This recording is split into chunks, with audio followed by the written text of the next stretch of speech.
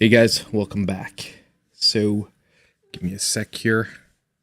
Not too interesting for you guys to see my screen with the just the basically the YouTube screen. Oh my god, I forgot my Switch upstairs. I'm like totally like running around right now trying to get everything ready on time. Um Welcome back, guys. How you doing tonight? We're going to be trying to do two things. We're going to be trying to mod our Game Boy tonight. And then we are also going to try and play a little bit of Demon Throttle. Honestly, I think it's going to be very doable because this mod is a lot simpler and less time intensive than the last one we did. So I don't think it's going to take all that long. Like, I'm judging probably around 45 minutes. Once we get started, we'll have everything done. Hey, Nanaki, welcome back. So, give you 2 seconds. I'm just going to run and grab my Switch from upstairs because we're obviously going to need it. And I'll just set up a couple of things, but I'll be down here with you guys while we're doing that. So, just give me a sec.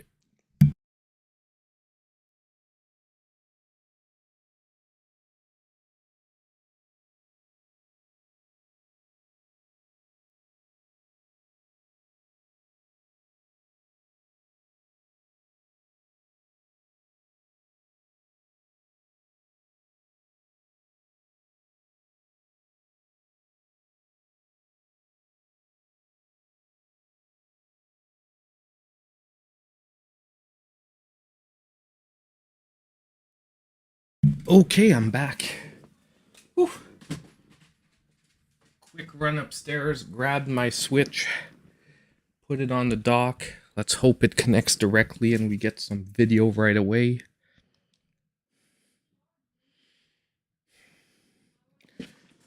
What's up with this?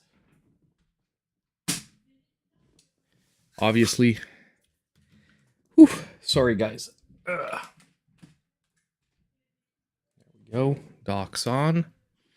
Haha, victory. So, for those of you who didn't see my post or that might have not watched today's video, I finally got my 8BitDo Ultimate Controller. So, the testing starts tonight. I've played enough with the Blitz. Like, I've been playing for like 3 weeks now. I know what I need to say about the Blitz, so we're going to be able to get that ready. I also picked up Ogre Tactics Reborn today. I also picked it up. We're just not going to play it tonight because honestly, especially since we're doing like 2 things in the same stream, Tactics Ogre, we're not going to get into anything interesting with maybe like an hour to an hour and a half to stream the game. However, I do think that Demon Throttle is going to be an interesting one. Especially that it's a game that is not available digitally. It is only available physically. It is also from Devolver Digital, which so far have not missed a game. Like, by missed, I mean gotten a launch that isn't satisfying in quite a while. Yeah, I'm gonna go, my physical copy's upstairs. I'm gonna try and grab it a little bit later if I go up again. Okay, so I've got the top-down view camera ready. Topaz is being a very annoying little cat. So let's just position this. Let's transform this. Let's hope I'm rotating the right way. Nope.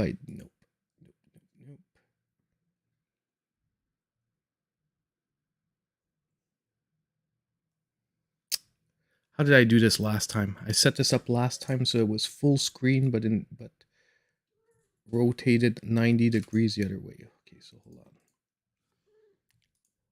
Can you please stop?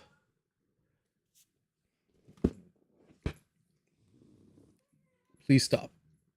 You cannot jump on me today. It's for your own safety. Okay, so we're back to normal. Transform. Ah, I did the wrong way.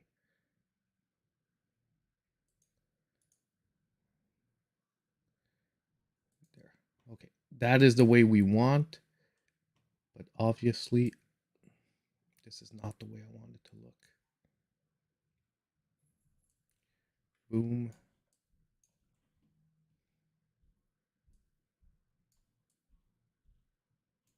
There we go. Don't worry, guys. I'm here. Hey, I'm back. So now that we got the close-up camera set up, I'm going to move my keyboard out of the way for the moment. Ooh.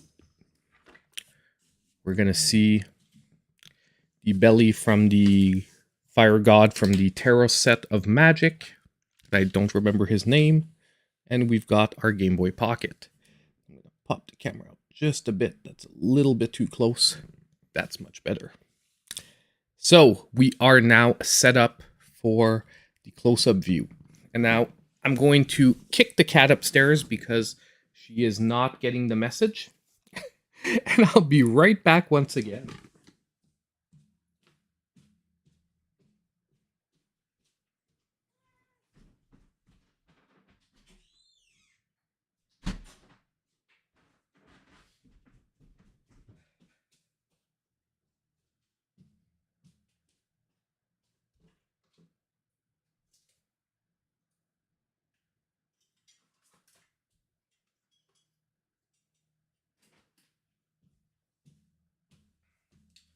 Now, I also grabbed my soldering stuff because we are going to need a little bit of it for this mod, but really not a lot.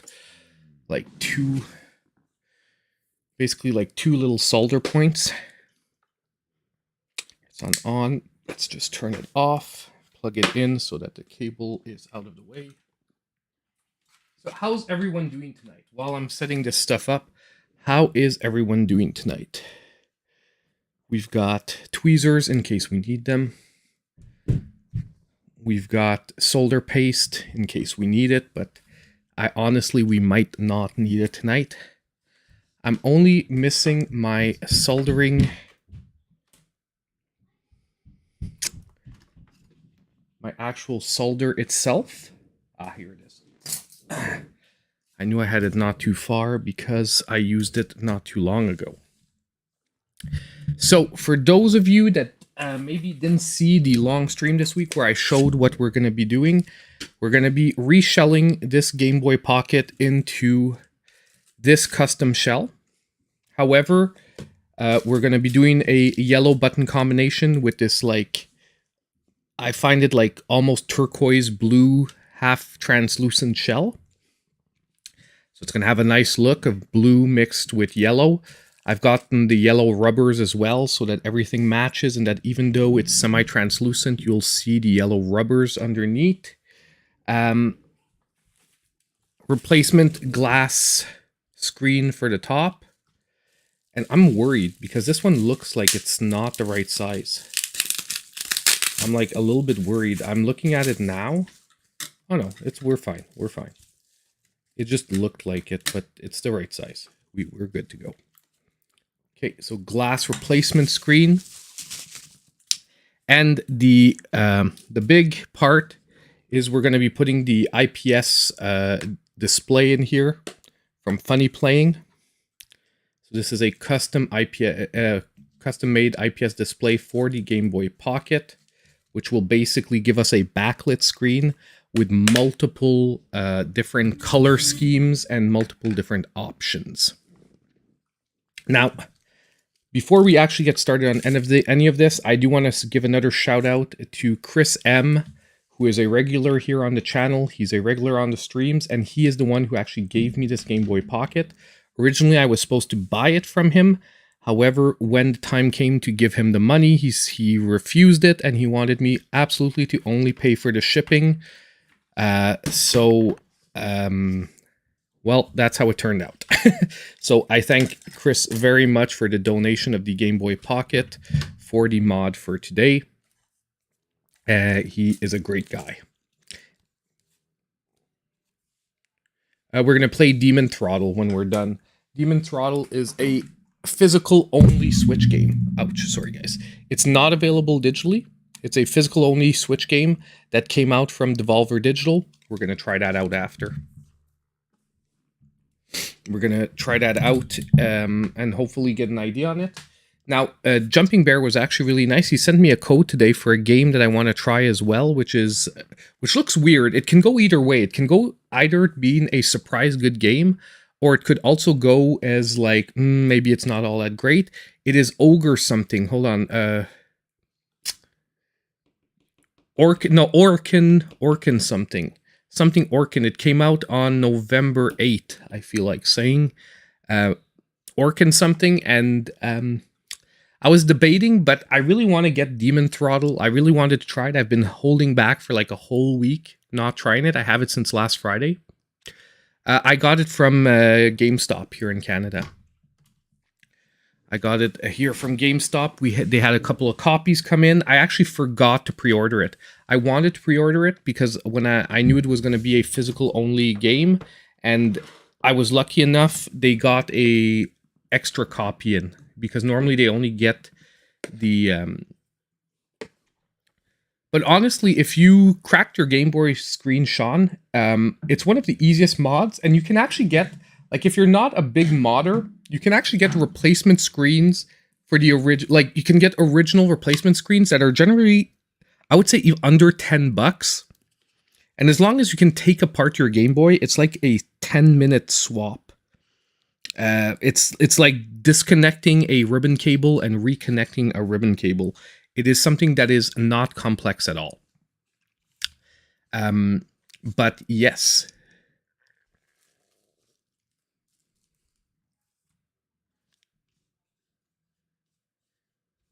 GameStop? No, we still say GameStop. GameStop? I don't know. Maybe my accent is different. I say GameStop. But yeah, so just before we get started, I want to give a huge shout out to everyone that's here so far. Hey, Ricardo Luna, Nanaki Strife, Champ Dancer, Jumping Bear, Once Kilos, welcome, Seanism, Andrew. I think I've gotten everyone who's spoken so far in the chat. Oh, and Nico Spoon. Last but not least. So let's get started on this. Okay, we're going to get started on it. I'm going to try to keep this out of where my face is. Actually, I'm going to just make my face smaller. I'm going to make my face smaller. That way we have more room to work with. As long as you can still see me, we're all good. So let's tri-wing screws, right? Yeah. Okay, so we've got tri-wing screws to take off at the back. Let me just get the right tri-wing screw bit. I might be using one that's too big, but I'm used to it. It's going to work anyway.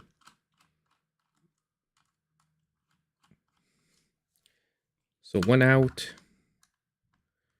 2 out. Now, the reason why, by the way, this is going to go very fast. Hey, Grovel, what's up?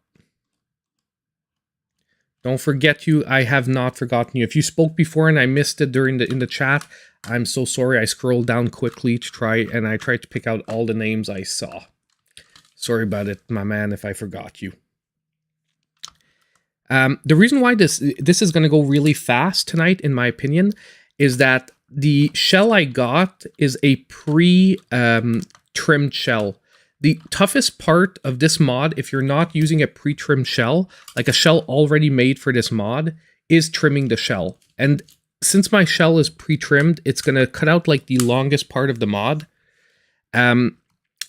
However, I'm going to show you guys what I mean by trimmed versus not trimmed, so that in case you guys want to do this and you don't necessarily pick up a pre-trimmed shell, you know what to look for. And the reason why I chose to go with a pre-trimmed shell, by the way, it wasn't for question of ease, it was for the aesthetics. It's that I really like the look of these semi-translucent shells, because I just find it looks better than the non-semi-translucent shells. Like, I like seeing the parts of the Game Boy through it. However, the issue with that is that if you're doing this mod, because you have to trim the shell on visible parts of the shell, if you have a semi-translucent shell, when you're going to do the trimming, it's gonna leave marks that you can see from the other side. Like visually, you're gonna see where you trimmed the shell. Like you're gonna have white lines where you trimmed the shell because you're actually cutting the plastic. And if you've ever cut plastic, you know what it does. It leaves like a white like after image where you cut it. And if you use semi-translucent shells that aren't made pre-trimmed, you wind up with white lines that you can see from the front of your Game Boy, which is just not aesthetically pleasing. So if you want to do semi-translucent, you have to look at the type of trimming you need to do.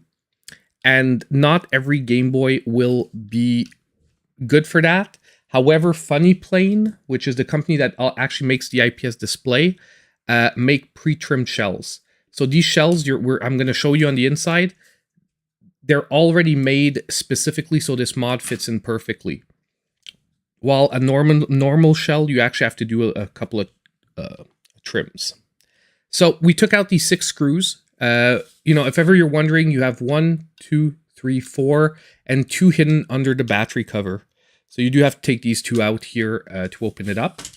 Most people, if they're at first, when they're like trying to take it apart, if you do make a mistake, it's that you forget the 2 in the under the battery cover. But if you do a little bit of digging, you'll find it. Actually, I'll leave my bit out so I know where it is when we're going to be putting this back together. And now we want a Phillips head, but I want a slightly larger Phillips head like this. Okay, so here, Phillips head, we have 3 screws. 1, 2, 3. Now, by the way, this mod is the first time I'm doing it.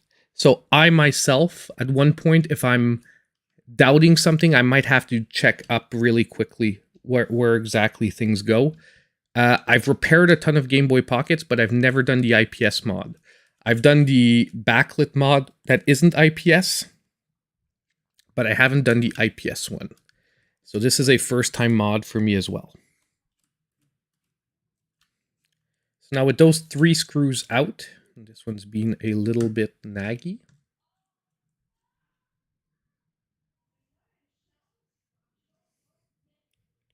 Now with these 3 out, we theoretically should be able to just pull this out. Okay, and there we have our Game Boy Pocket with the screen right here. Now the screen, normally these they are stuck in there, but you can just pry them out if you work on them lightly. What we're going to do is we're actually going to disconnect this first. We're just going to disconnect the ribbon cable here. There we go.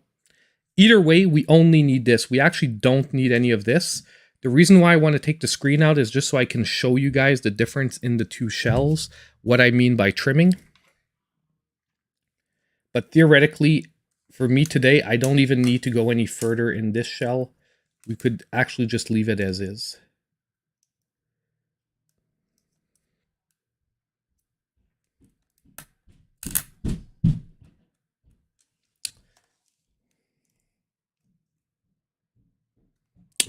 Because normally I would apply heat to it, and I don't have my heat gun out.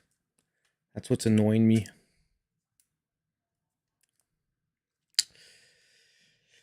I don't want to break it. Because even though I don't need it for today's mod, I do want to keep this in case I do get a board with a broken screen. I can just do a board swap. Okay, I'm going to show it to you guys without taking it out so we don't have to go through the whole heat gun thing. If you look here, you see here how there's like basically a plastic trim here all around. Well, if you look here in this shell, there's no plastic trim on this side. Like basically there's no plastic trim on the bottom here. And the plastic trim on the side here is actually further out to the side. Also, half of this is gone. If you look, half of this is gone here. And basically all of the top trim is gone. And this here, it's all gone here, the trim as well. Now you need that normally to fit in the extra space that you need for the IPS screen. So normally if we were modding this one, I would have to pop the screen out and we would have to trim all of this off. Basically, I would use my flush cutters here and I would trim off all the sides of this right here, all the way up here, half of this one right here, and then basically here on this side as well, leaving just a screw post here, and basically this screw post becomes like useless. But that's what I mean by trimming it, and that's actually the longest part of this mod when you're doing it. But in this case, we're actually going to put it aside and we won't need it. I do think I don't have a battery cover thing, right? No, yeah, oh no, they put one in. Sometimes, depending on the shell you get, you don't have the metal battery contacts here, but actually this one does. So we're good. We don't even need to take it out. Honestly, for 12, I think it was $12, these are some really nice shells. I just want to see if I have the power button too. I know I have all, I think I have the power button too. Yeah, I have the power button too. So I don't even need the power button. I really don't need anything else. So we're good. We've got the board. That's what we needed.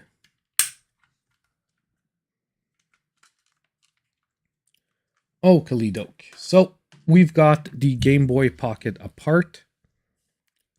Let's put this to the side first. Sorry for hitting the microphone there. Let's take a look at our board here. So, like I said, when Sean sent me this, when Chris sent me this, sorry about that. His Game Boy is extremely clean. Like, honestly, this board is pristine. It's super clean. It's actually pretty crazy. And now let's take a look at the IPS mod here. Now, I want to check a couple of things here. Aha, there it is. Okay, so we have our 3M sticker. We have the contact wheel. Now this is a sensor that we're going to be putting on to be able to change the colors of the screen. This basically what you do is you replace the, you place a little sensor at the top, and when you're going to cover it with your finger, you'll be able to activate the different sensor modes. The different screen modes. There we go. Now, I hope they included the wires. I don't know if they included the wires.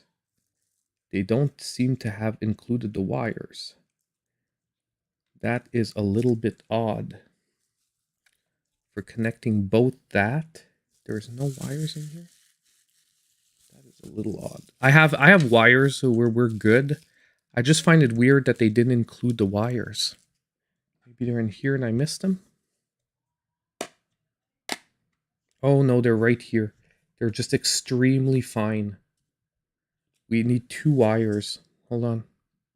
Let me just make sure the other one's not in here. I just saw one. They're extremely small. This is a wire. I don't know if you guys can see it, but it is extremely fine. Like, that's finer than the wires I have. Did they make this a 1? No, there's 2. We need 1 for the sensor and 1 for the power. And it's because if I use my own wires, they are going to be way thicker than that. Where's the second wire?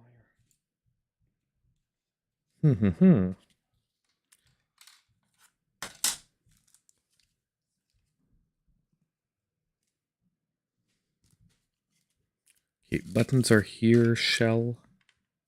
All that is here. Basically, we need a wire going to the sensor, and then we need another wire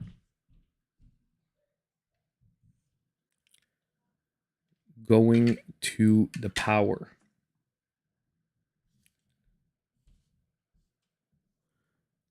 I put this in here in the shell. The wire's there. That means we should have another wire somewhere here. I'm hoping I didn't drop it. Give me a sec, guys.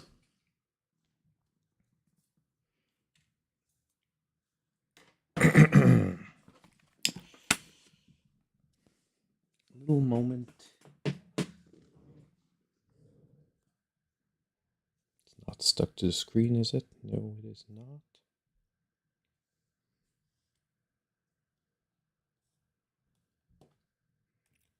Just now that I see how small those wires are, I'm worried they could have gotten lost somewhere.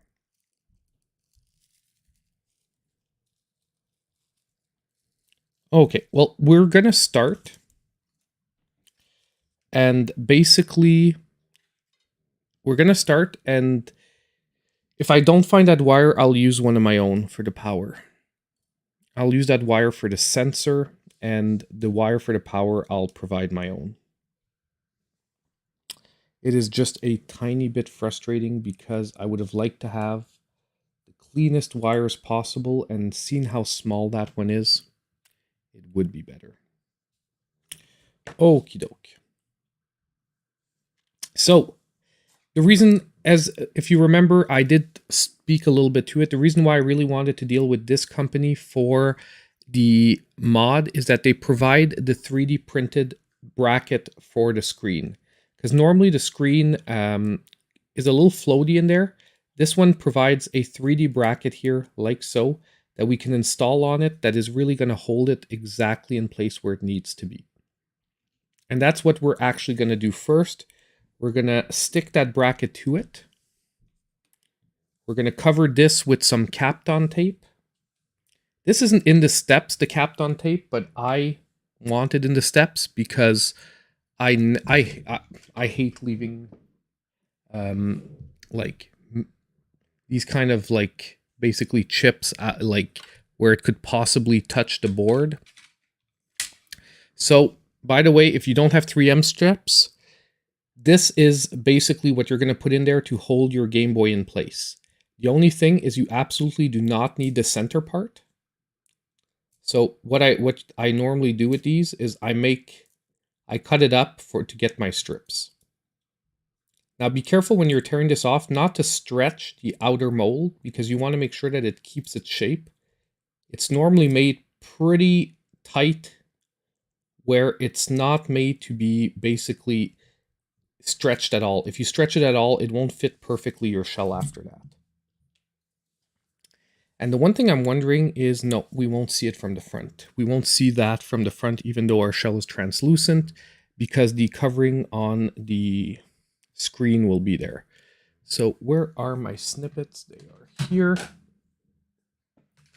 we're gonna just snip 2 little pieces of 3M tape here.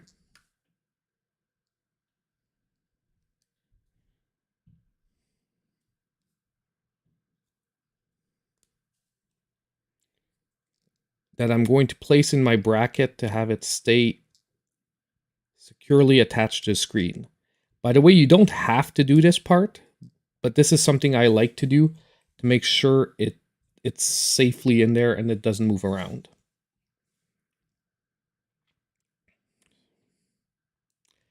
Should have maybe taken off one side first, but put that straight center here.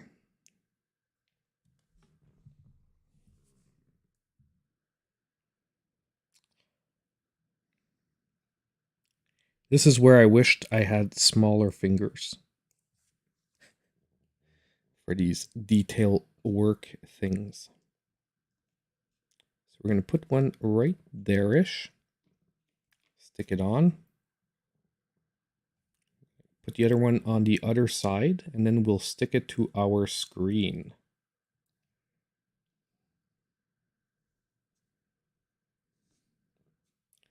There we go. Now I'm going to remove the other side of the tape.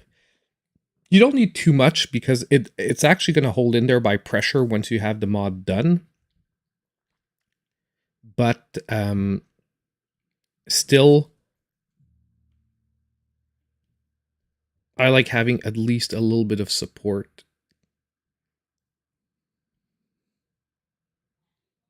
There we go.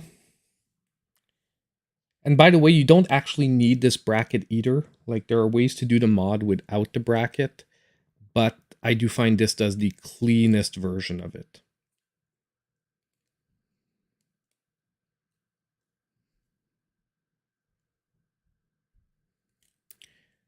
Now, Press down, and this should stick to the back of our screen. You always want to make sure that you're not putting too much pressure on the front of the screen. By the way, these are pretty delicate. Normally this should fit in right there. And it does. The only reason it doesn't right now is because I still have the front film on the screen that is protecting it. I just wanted to make sure we had it on properly, and we do. So this part is done. Now we're going to set our 3M tape here. Not like this, like this. There we go. So it's going to go on like this. So now we are going to take off one side.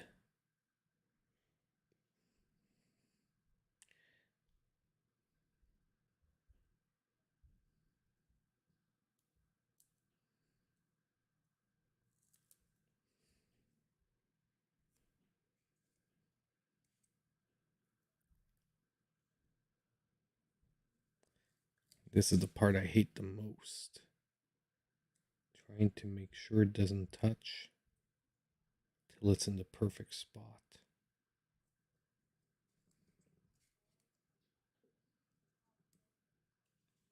And I think we've got it.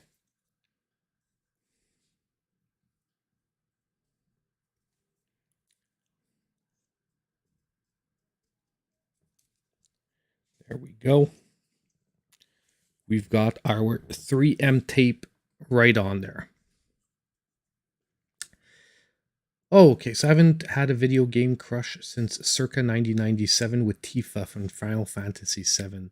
It's funny, eh? Everyone I know, and me too included, Tifa was like, they set it up where they want you to like Aerith, but I love, I was in love with Tifa too. Like Tifa was the babe, man, in that game. And I don't know if they wrote it that way, but like it's really weird because yeah, most people I know, it always wound up being Tifa. Like you like Eris, like you when what happens, just in case anyone hasn't played Final Fantasy VII yet. But come on, let's be honest, like Tifa was the babe in that. Let's remove this. I'm just trimming because I do see that it is peeking over the side just a bit. And once our screen is in there, it'll be too late. So I'm just going to cut off a bit of the tape here. We don't need it to be flush either way.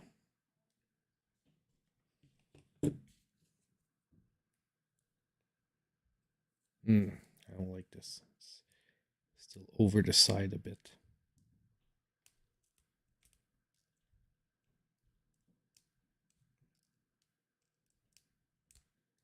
I'm going to trim off a little bit more. And we should be good to go now. Let's look from the front. I don't see any black tape. Good. Hey, by the way, who here has anyone seen Black Panther yet? Or is anyone going to see it tonight? I'm going to see it tomorrow. Cannot wait to see Black Panther 2, or Black Panther or Wakanda Forever, more precisely, is the title. But I am super excited for that movie. Where the heck did I put... Oh my god, I just realized something. Where the heck did I put that wire that I found? No.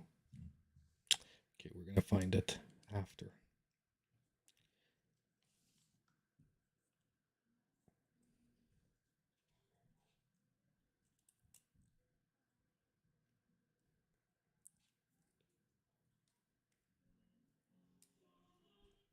Hold on, I'm not sure why, but the top part is not fitting in. What the heck is wrong with this?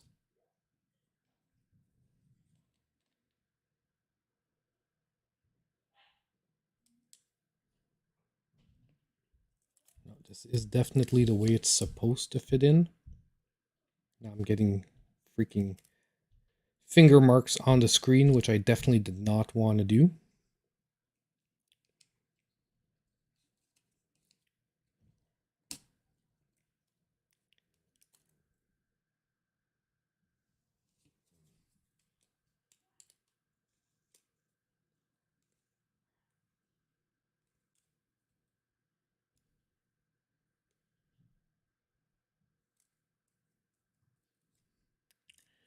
Why is this not fitting in?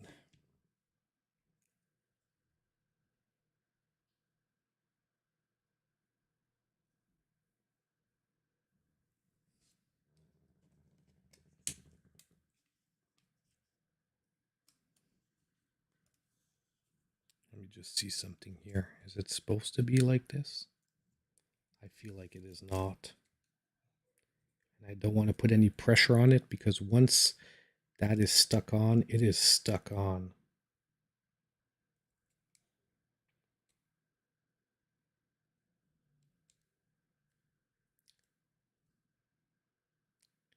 I feel like this is just a little bit too tight at the top.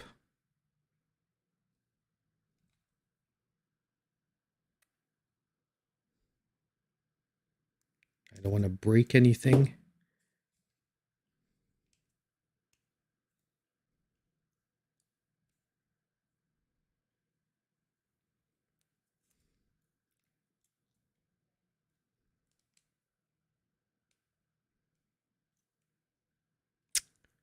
Let me see something on the original Game Boy shell.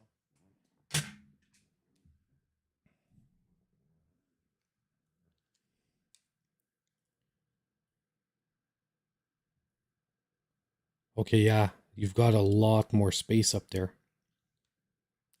Like, just see how they did the new shell?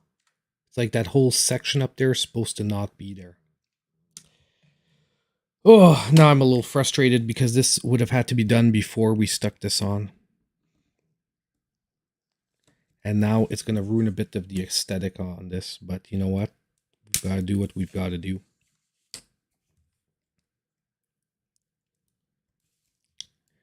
I guess Funny Plane wasn't expecting people to have 3D printed brackets on this. It's not that bad. We don't see much from the front.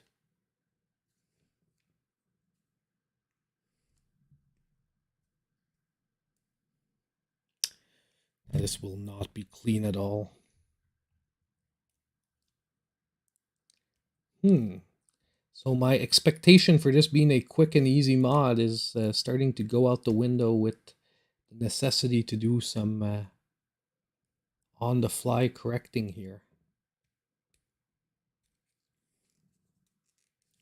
Let me just see how this fits in now before I rip out any more.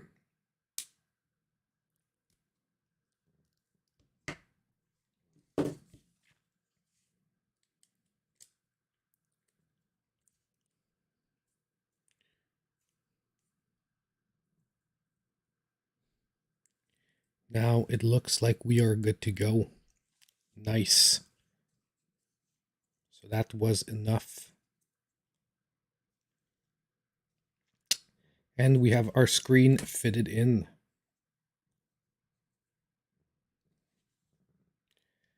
Now our bracket is not sitting flush, but like I said, theoretically it is not absolutely necessary for this. So as long as our board comes in and it's okay, we're good to go. So we're going to cross our fingers that everything else still works. And as a last ditch effort, we can always like just not use we can always just not basically use the bracket. That is plan B. So we have our replacement yellow buttons here.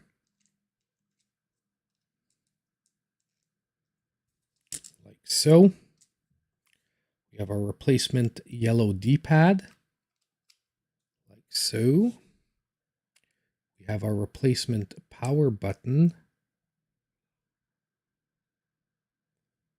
This goes in the top.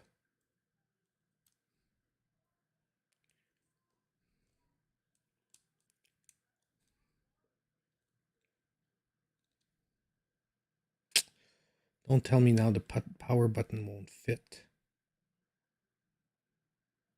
Okay, I think we're going to have to ditch the bracket here.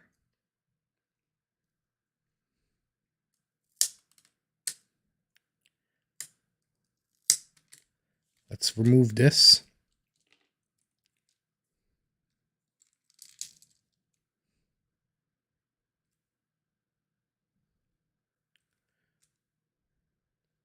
I'm a little frustrated because I really wanted to have that like bracket in there to help keep it nice and flush and clean, but I think we're going to have to drop it here. Okay. So give me 2 seconds. I'm just going to go grab some Kapton tape.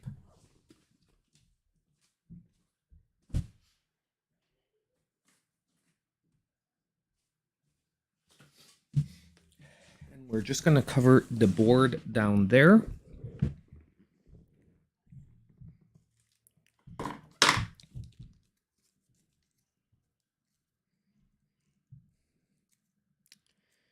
Really a little disappointed there.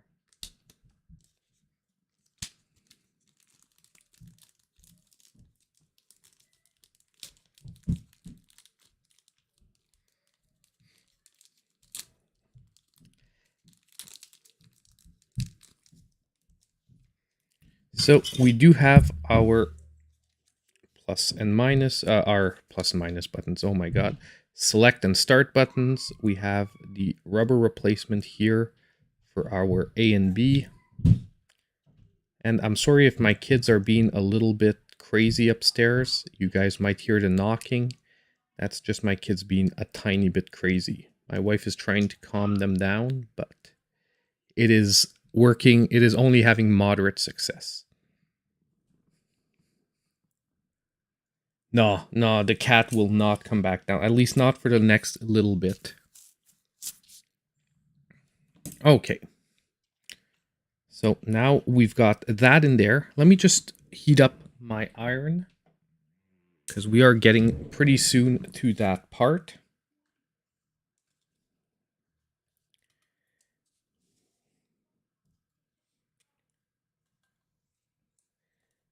I think we're going to connect it first. No, we're going to connect it after. I'm going to try to connect it after.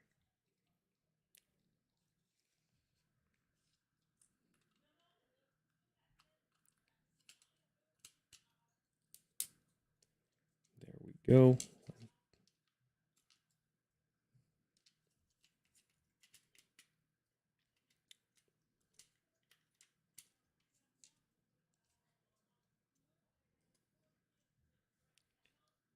There we go. Let me grab our screws here. Now we do have, I think we have all the replacement screws, because we have 9 screws, and here we have, this is a big one, big one, big one, big one, big one, and the 3 little ones. Good. So let's just lock the board in first.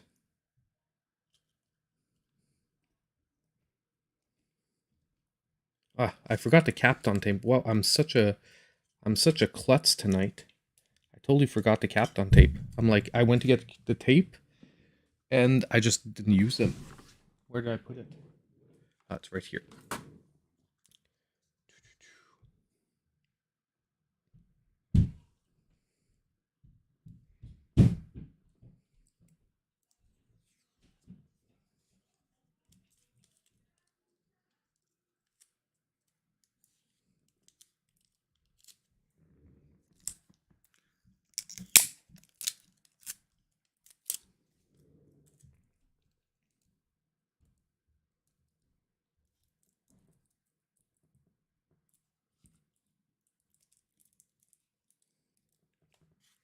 A little bit too long. Just gonna cut off a bit here.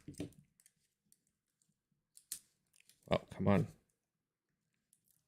I managed to bite through it, so shouldn't be that tough.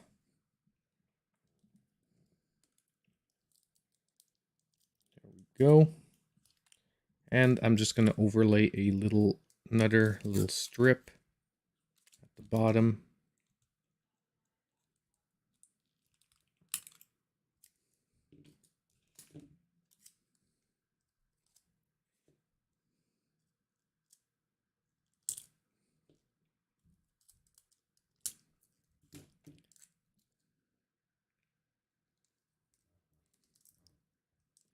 And there we go.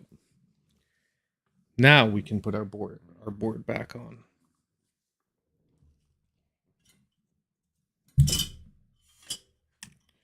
Soldering gun, do not annoy me now.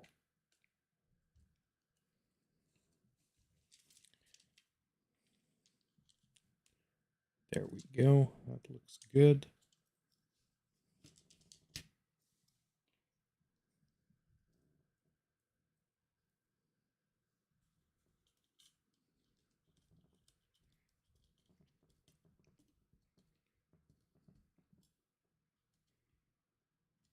One,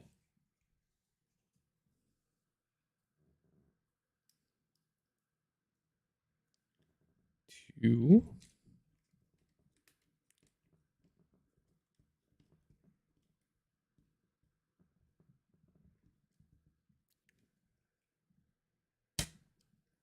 You know what, guys? The worst thing is, with all of this annoyance that I got, I can't find the second wire, the first wire I found either.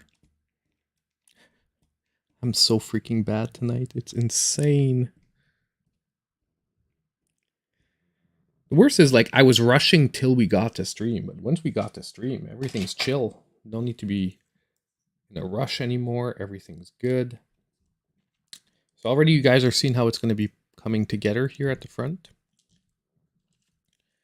Now, all we got to do is finish up the back part. So we're going to push this in, first of all.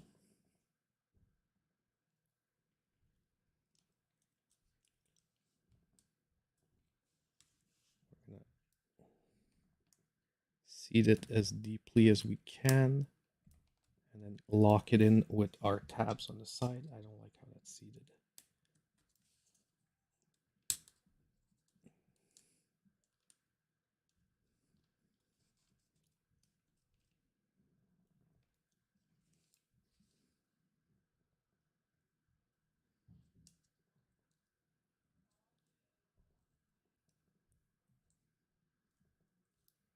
And there's actually the only real part that's stressing me out, not stressing me out, but like I'm a tiny bit worried about this mod, is this soldering job. I'll explain to you why. What we have to do is we have to attach the wires to these two little points here. However, we're very close to plastic parts. And if you guys know what happens when too much heat gets close to plastic, they melt. And these little tabs here, I've broken some on other Game Boys, like doing other types of mods. They are extremely fragile. So that is the only part of this mod that's getting me worried, is that we have to solder like very close to plastic, which is something I really don't like doing. I'm going to try and pre-tin these spots, and we'll see how it reacts.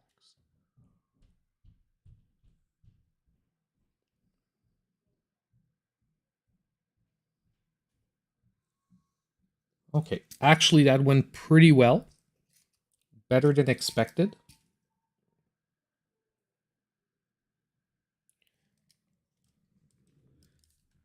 And now I just have to find the wire.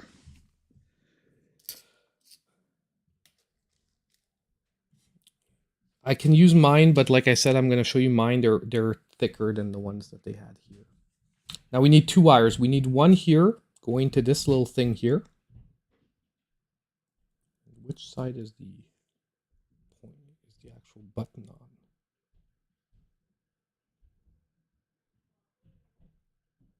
I'm thinking the sensor is that side.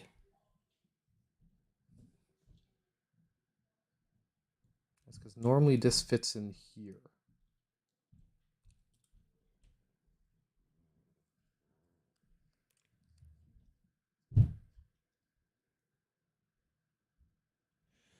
So we're going to need one little wire there. Pretty sure that's the button. If not, I can turn it around. I can open up and turn it around pretty easily. Let me just see if I can find the freaking wire that I had.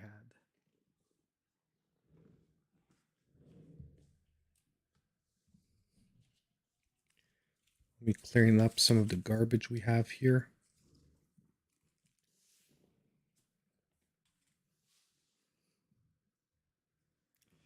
Okay, well, give me a sec. I'm going to go clip some wire. I'm going to come back. I'll grab my own.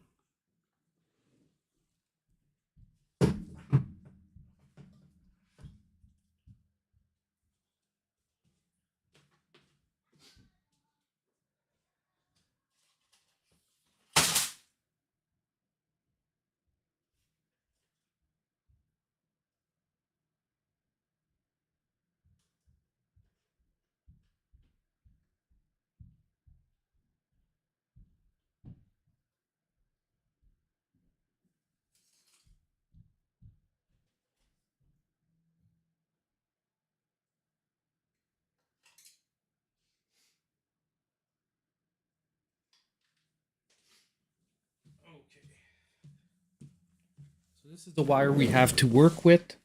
It's not thick, but it's thicker than what we had.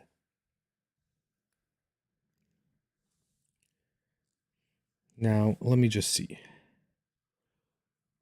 I had my...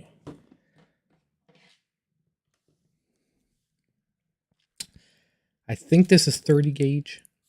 Let me just test it out.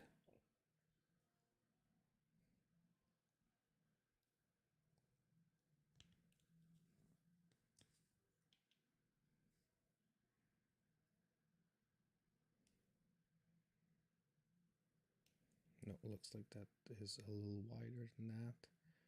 26 maybe.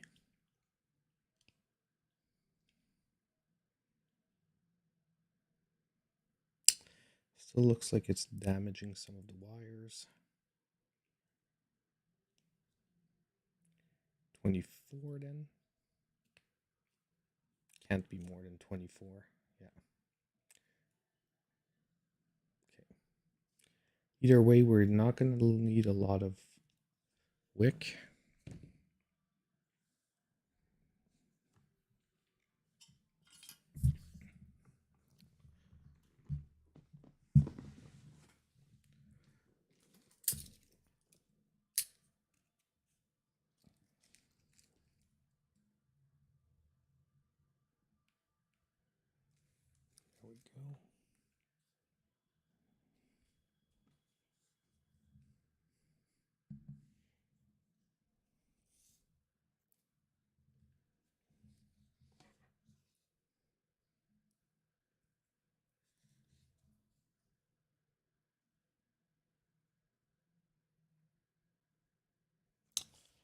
There we go.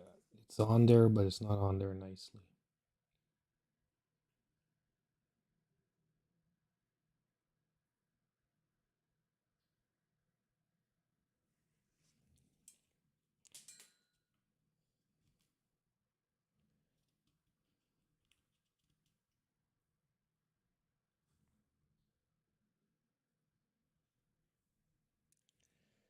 Oh my god, this is really bad. Hold on. We're gonna have to redo this. And I'm gonna have to get myself on something better than this mat, because this mat is not made for soldering. Let's get this crap off. Let's get this off. There we go.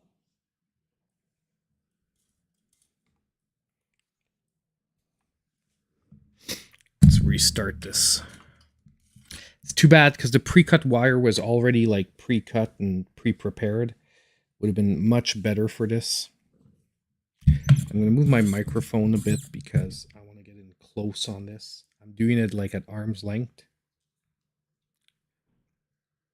Yes, definitely, guys. Don't forget to hit that like button. If you're here, you're liking the stream. I mean, I know it's not playing games like usual, but if you're enjoying this nonetheless, hit that like button, and we'll be getting to the games pretty soon. Let me just try and retin this.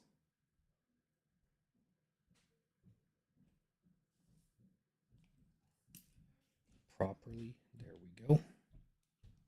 What I'm going to do is I'm actually going to make this shorter.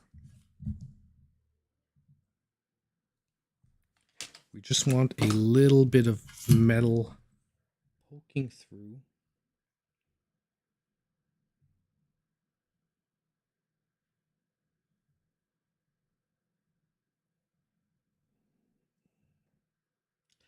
I don't like that.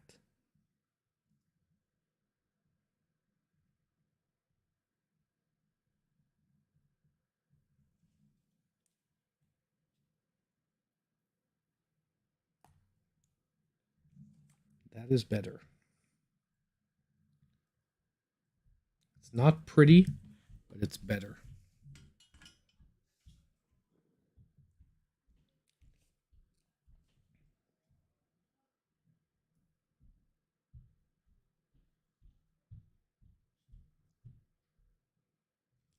And we're going to want that sensor right about there. I'm going to give it a little bit of wiggle room just because let's imagine we need to redo it.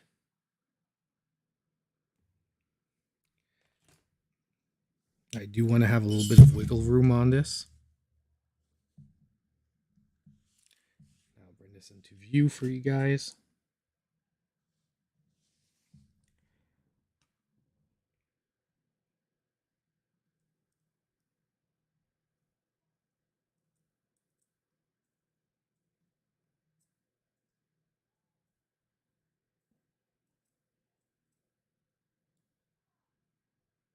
Oof, that is not pretty.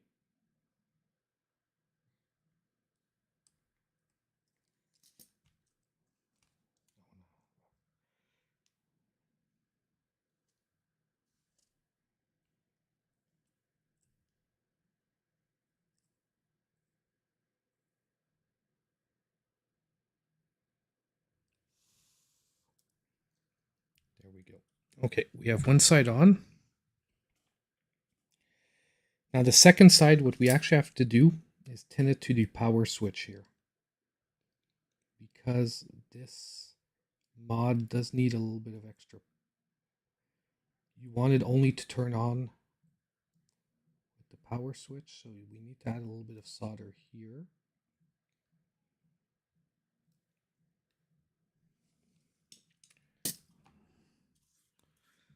Add way too much there.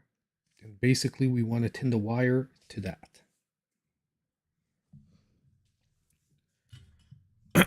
So this is the second part.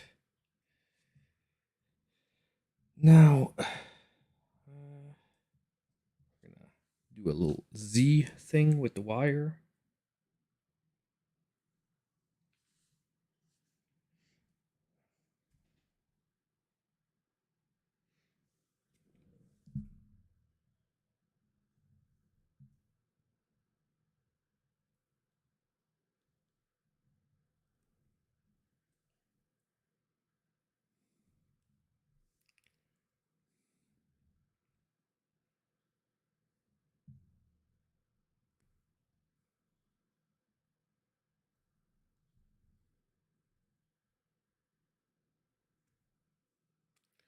There we go.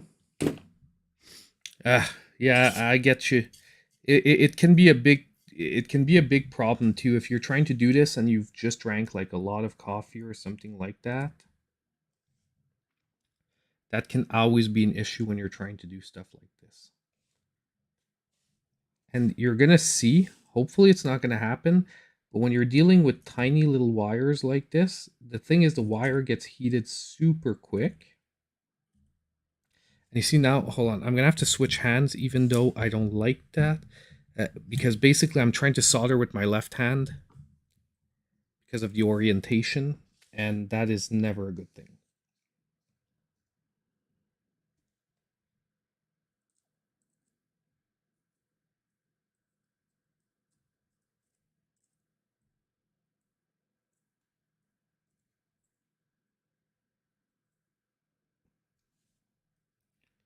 So we've got one side on, but I really don't like that. What's my... I need to turn it up a bit.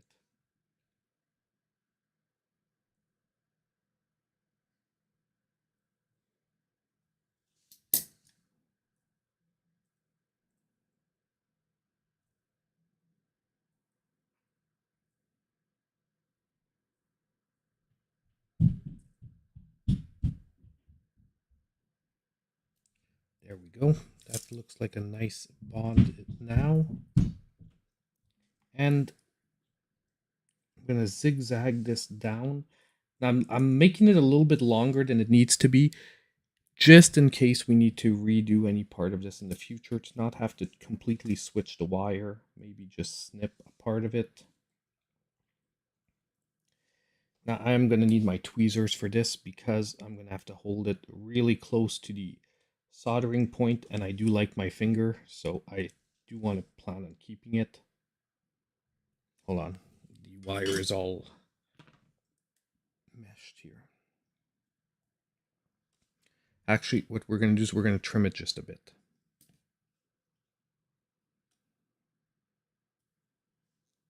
It's a little bit too long.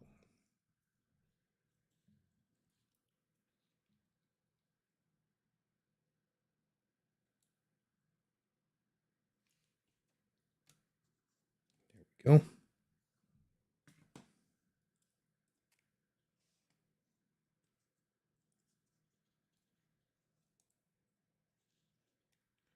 This is the annoying one to do. Actually, I might not need the tweezers as long as I can hold that there like that, and I'm really careful not to touch my finger.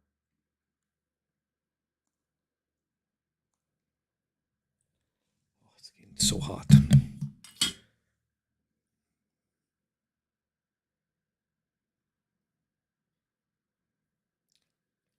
Now, lesson learned, next time if I redo this, start with the power switch side.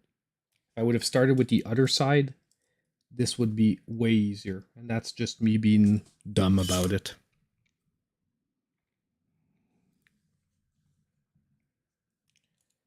I didn't think this through when I did this one.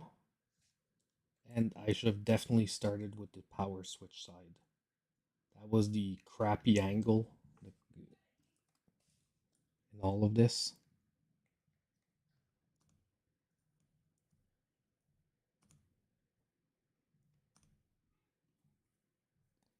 Oh my god. Do I feel like undoing it?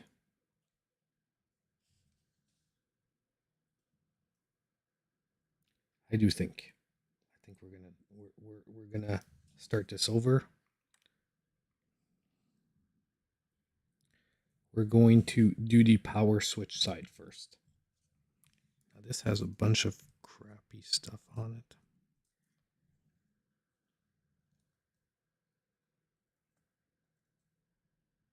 You see how easy that was? Do you see how easy that was? Like if I would have done the power switch side first, boom, no problem whatsoever.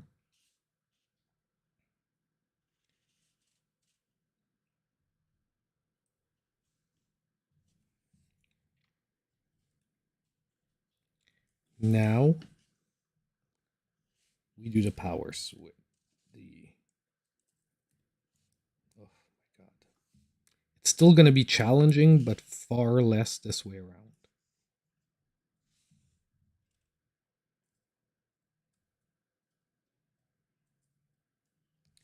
And I don't know why it's doing that. It's like getting all like meshed at the end.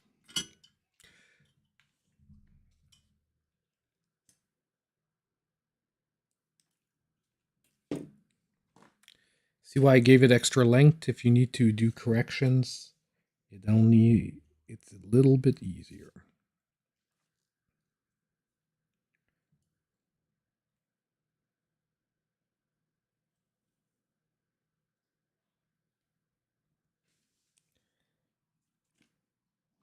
There we go.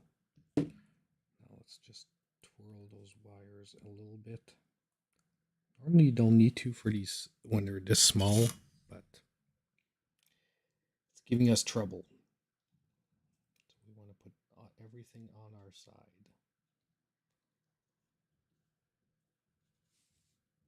Let's get this soldered work.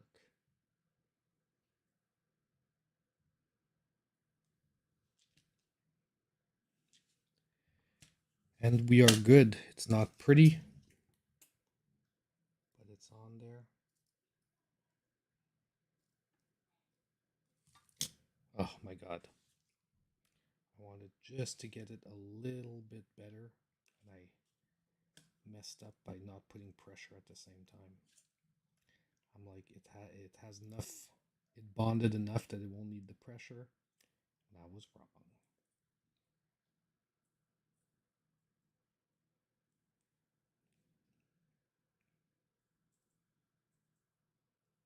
Oh, fudge.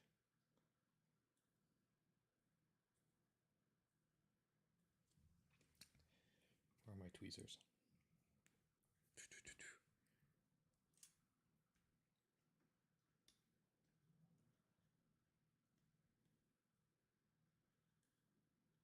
Just so you understand what's happening is that the wire is so small that it's heating up so quick that it's burning my finger, even though I'm not touching the part that's touching like the iron.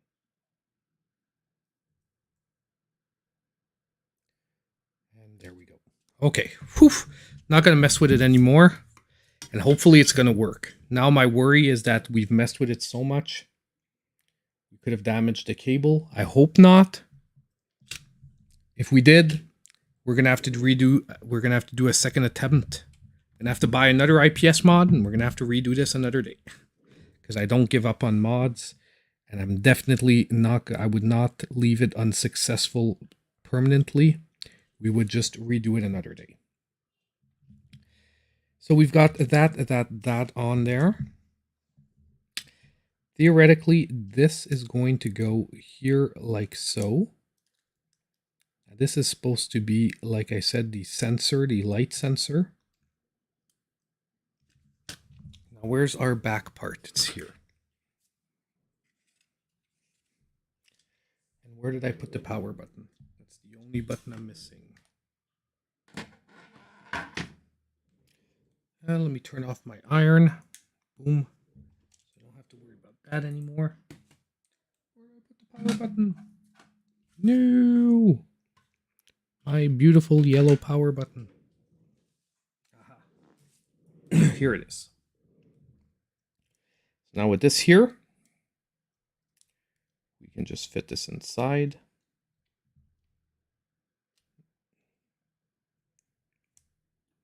There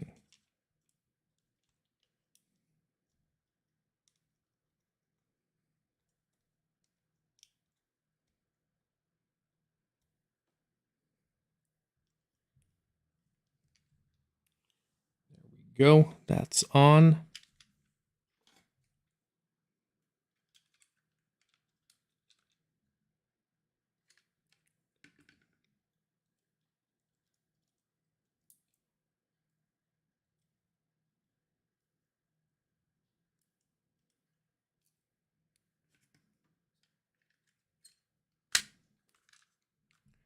Now let's get this on there. And I'm going to have to go grab some batteries upstairs after this.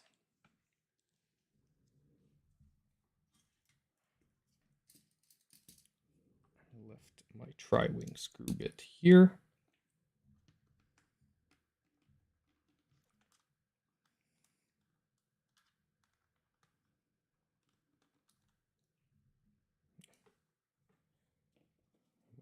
Switch to it.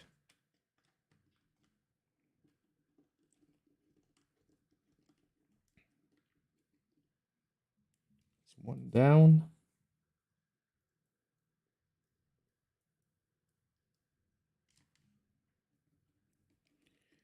Two down. Or almost down in a second.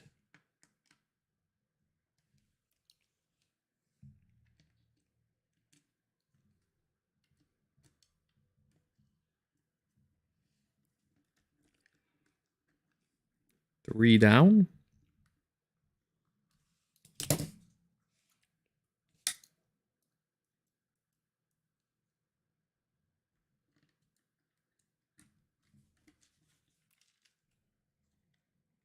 Speakers in. I was worried for a second that I didn't place the speaker properly. Four down. And our last two go in there.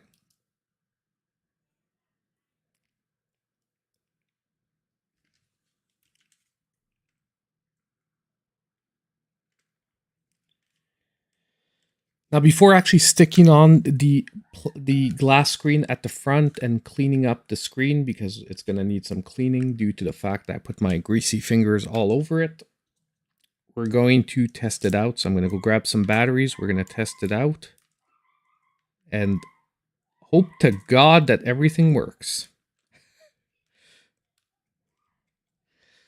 If not, I'll be slightly disappointed, but you know what? It will just... I'll figure it out and we'll try and fix it up.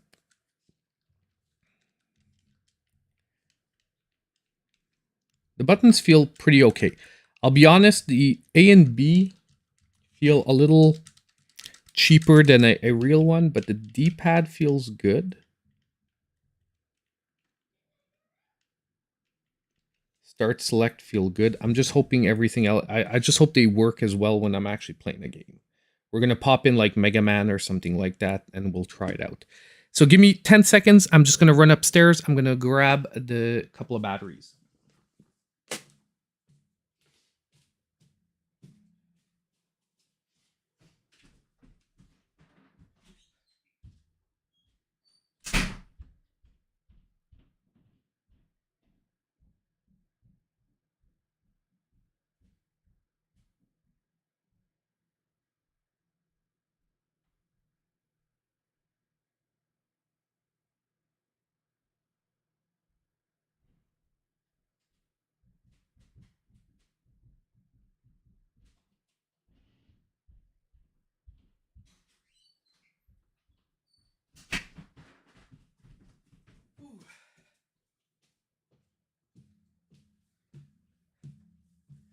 So, quick question.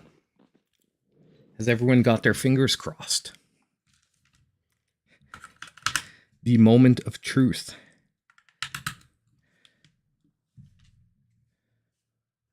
Well, we can already see it's working because it was already on. So, victory. Now let's just pop a game in.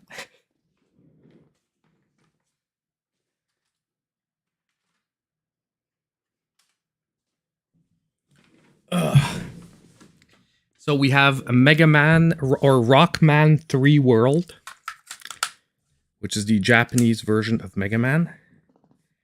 And boys, we have ourselves a retro. Yes. Now, does this work? Yes, it does, boys. You tap here, you change the color. Boom, boom, boom, boom. I think a long press gives us pixelated or non-pixelated. Yeah. Oh no, this is brightness. No, this is color. I have to look because they're supposed to... Oh, maybe it's the wheels. No, that's the... Yeah, that's it. Basically the dimness. And when you go all the way to the end, that's what adds the pixelation. Right? Because now we lost all the pixelation. Pretty freaking sweet, eh? Like, seriously, this kicks up Game Boys to another level. Like, playing on this is not like playing on your old-ass Game Boy that you needed, like, that spotlight to be able to see it.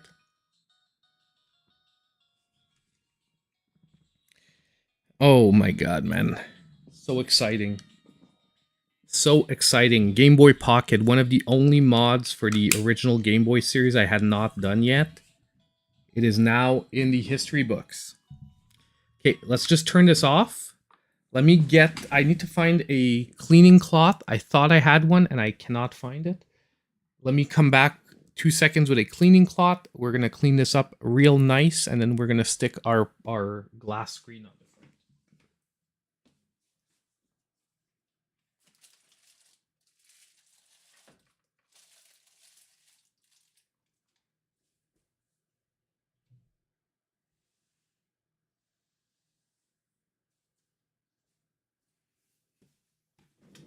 One of these has one in it.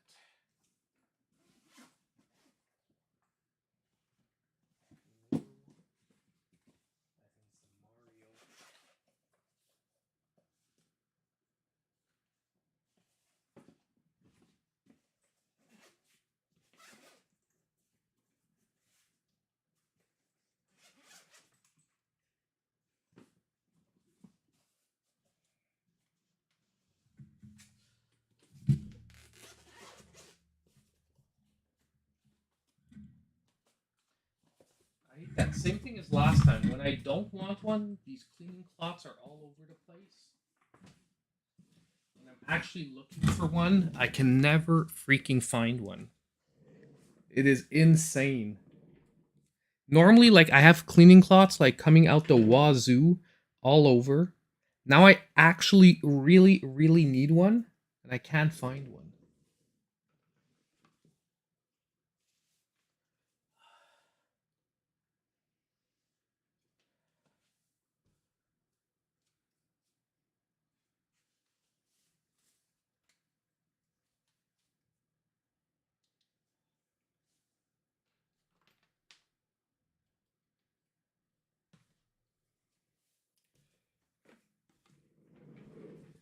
Oh, Jumping Bear gifted a membership to Maple Syrup Gaming and Tech. Thank you so much, Jumping Bear, man. Very appreciated. Guys, I'm still trying to find a freaking cleaning cloth.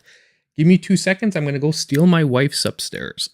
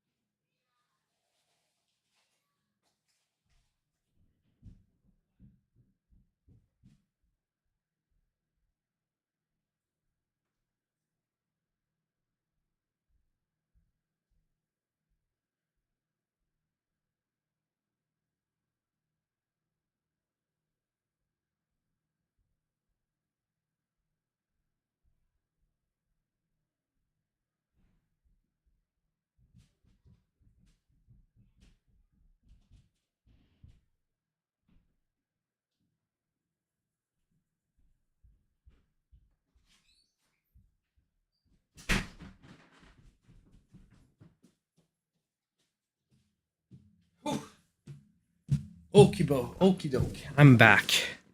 Whew. And yes, I stole my wife's. I was like, honey, where's your cloth for cleaning her glasses? She's like, why do you want it? I'm like, need to clean a Game Boy screen. Should have seen the death stare she gave me. It was like not funny. Well, I'm gonna put a little bit of rubbing alcohol on this. I'm actually gonna put on the cloth.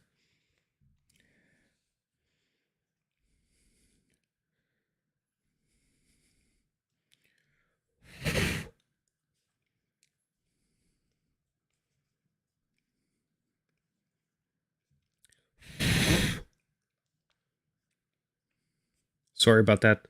That might have gone into the microphone there. I was blowing pretty close to it.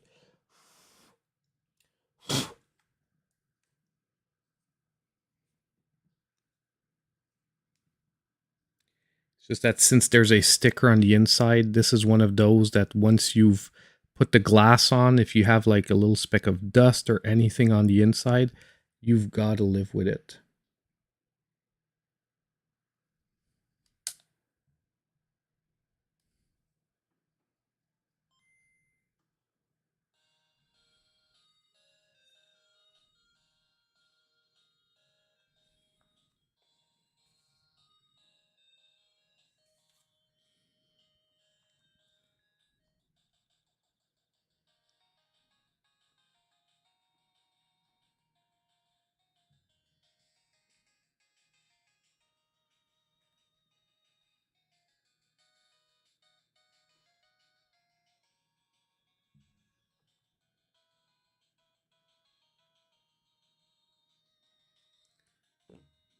Sorry guys, there's like a little speck of something stuck to it.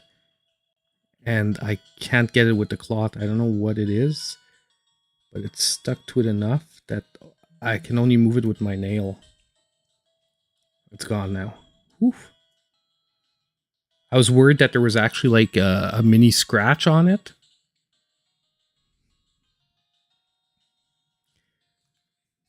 It's okay, man. We're all nerds here. So it doesn't really matter.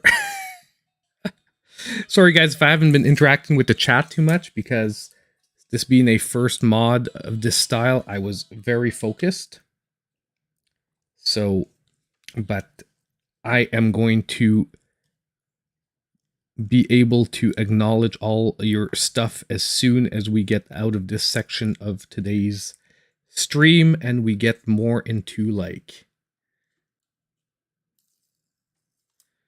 yeah, all shirts should be 100% microfiber cloth. I sort of agree with you there. That would solve a lot of issues. If you can just grab your shirt and at all moments just use it. Boom, boys. There we go. There we go. Seriously, a beautiful freaking Game Boy mod. what D-pad is working well. Now, I'm not actually going to try this level because honestly, I'm really I have to remember this one because the Game Boy levels, by the way, are not the same as the NES levels. They're their own beast.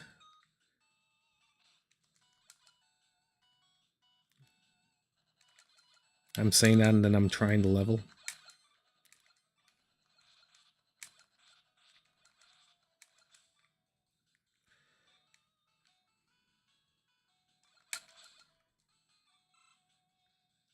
But they are their own beast. But apparently I'm doing not too bad this time. Ooh. Bomb dude hurts a lot. No. There we got the bomb dude.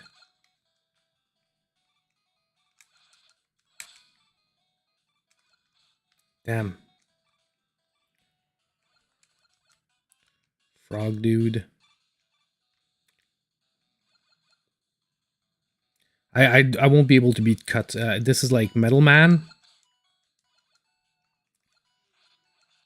I won't be able to beat him here.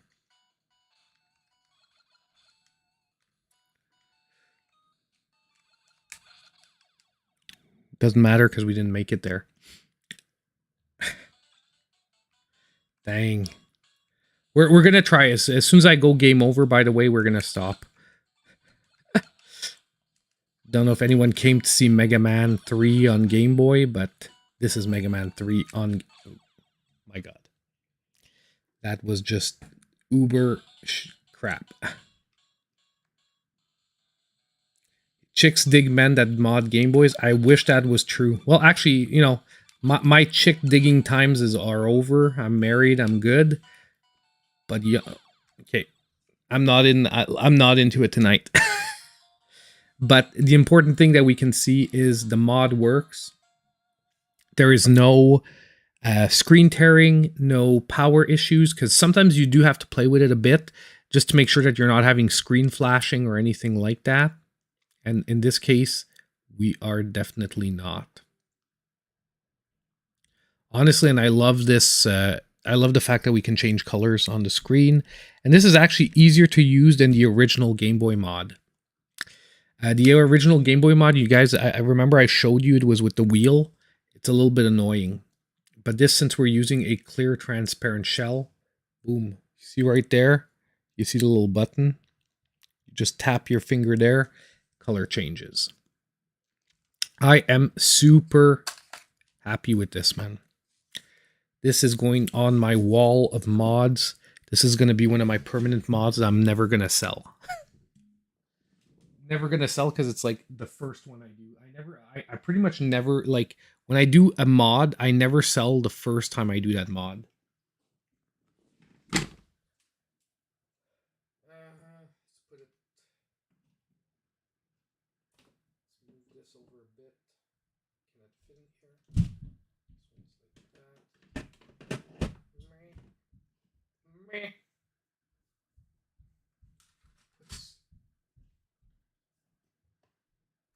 I'll work it in better than that later.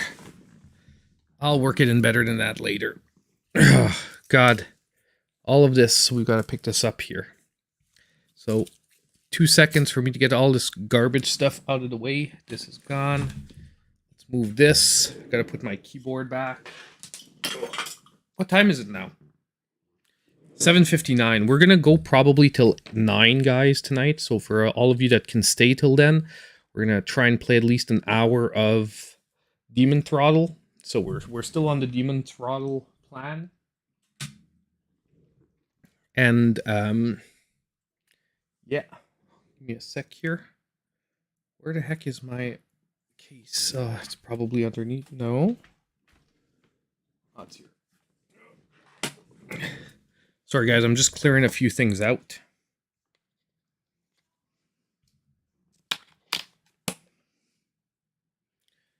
These screws, I'm gonna just pop them in front of the shell here, the screen.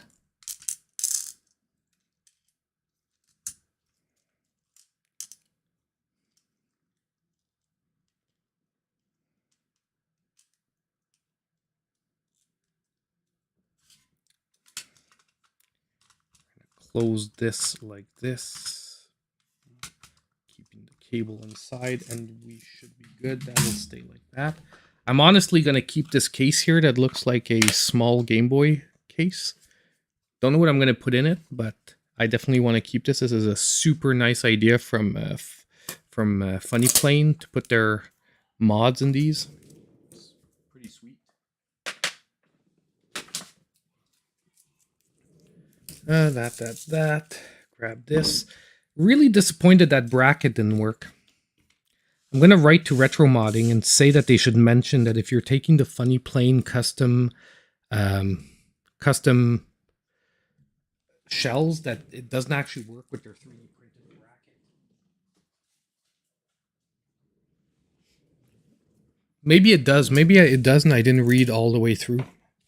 It's rare. I normally read those things all the way through to make sure I'm not buying like stuff that isn't compatible together, but I'm a little disappointed from that part. So this stuff I'll just pop up here because you guys are probably bored of seeing me just clean up the table. And we're going to put the keyboard back. Boom. Back to normal. You guys, oh, Seanism, $5. Thank you so much. Wall of mods, such a flex. I don't know if it's a flex. I guess it's a flex for us. I think a lot of people wouldn't consider it necessarily a flex. But for us, I guess so.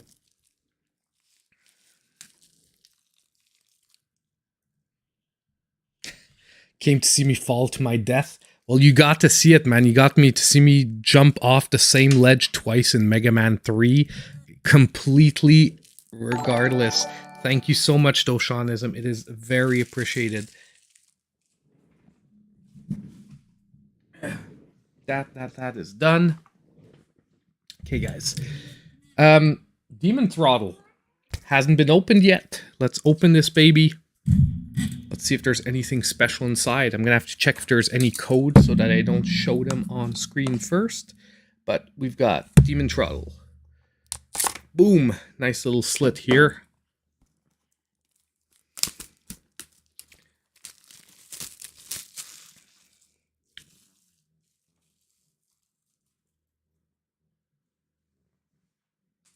Not having to sit directly under a light must be liberating. Yeah, you're talking about, you saw the studio, what it looks like when I'm filming. I've got to tell you, that is the only, you know, when I said I was wearing a tank top for my like long stream, that is why. Like right now I'm wearing brand new Venom t-shirt, by the way.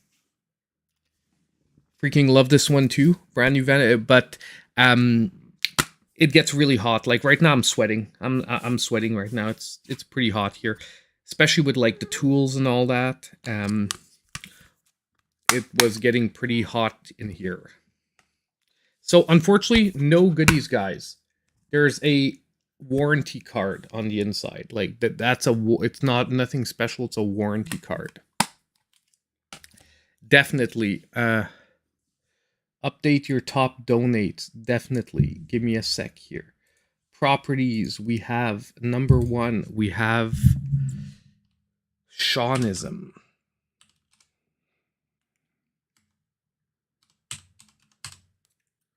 Seanism. And number 2, we have Jumping Bear that donated a couple of that donated a subscription. I didn't see who got it though. I didn't see who got it, but doesn't really matter. Well, it does matter, but I'll check later. YouTube will tell me who got it. Now, I forgot to check if I closed down Sonic first. Hopefully I did, or else I'm going to get that beautiful message, guys, that says, you took out a game without closing it first. You're evil. You're going to break your Switch. And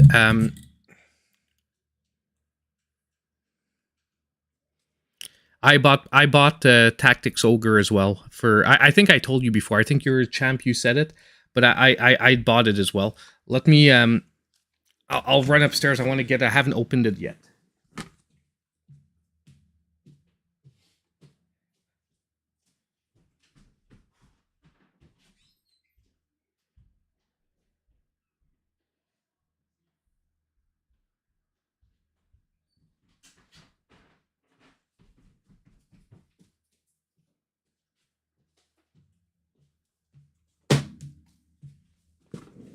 There we go. Whew. Tactics Ogre. Oh yeah, Reborn.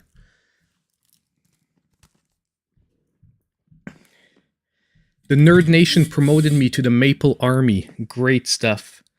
Great stuff. The Mobile Infantry.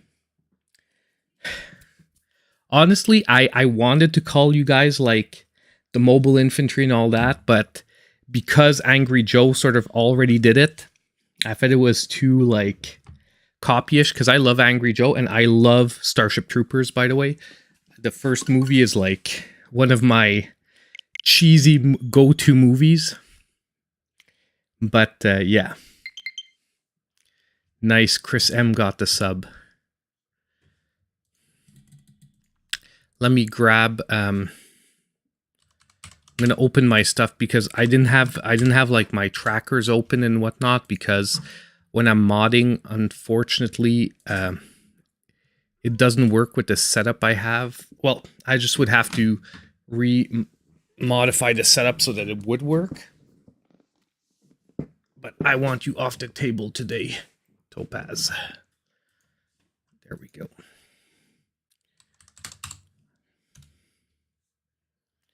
I'll be able to catch up with everything that's happening. I hate when games do that, where like you start up and it disconnects the controller that's connected and you have to reconnect it. Like, what's the point of it? Perfect. And there we go. Everything's good to go.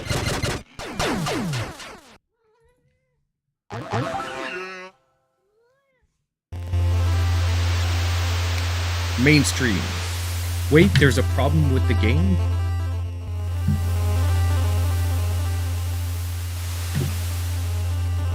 What it won't break your Switch? It might corrupt your current save data. I didn't follow.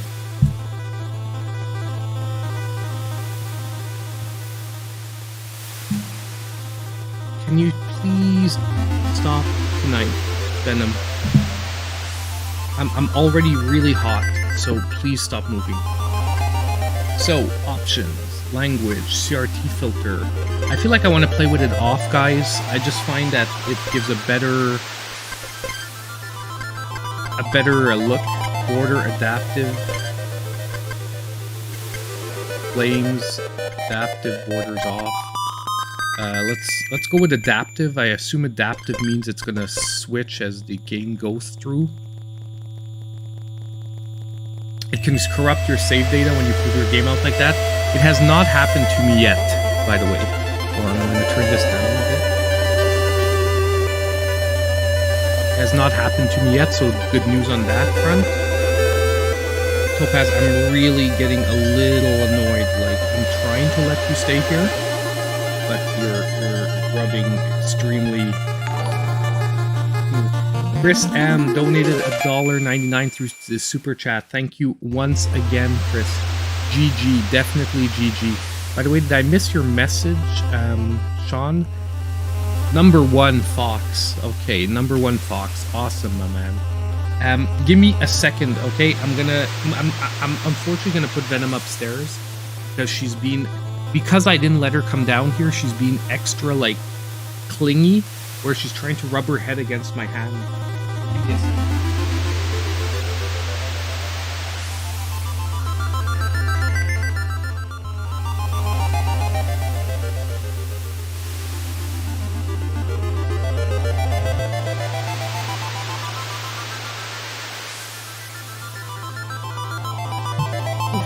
Oh, okay. Game is too loud. I'll fix that. It's really dependent on each game, eh? Because, like, Sonic the other day was the opposite problem.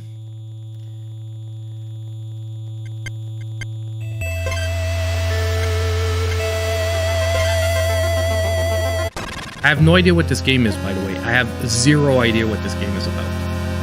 So we are going to find out as we play through it. Just like when you rented an NES game back in the day. Huh? Sensual moaning. Okay. This looks like it's an 18+ game. Poor Chalice is gone.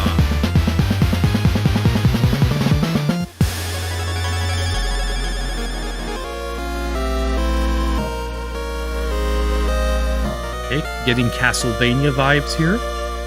Those demons stole my chalices. Yeah, the OG Starship Troopers, like the one with what's her name? The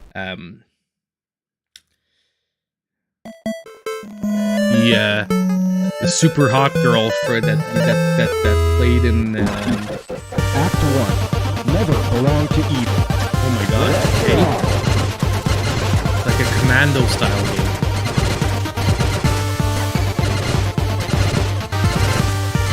We get like 0 tutorial. Looks like we get 0 tutorial.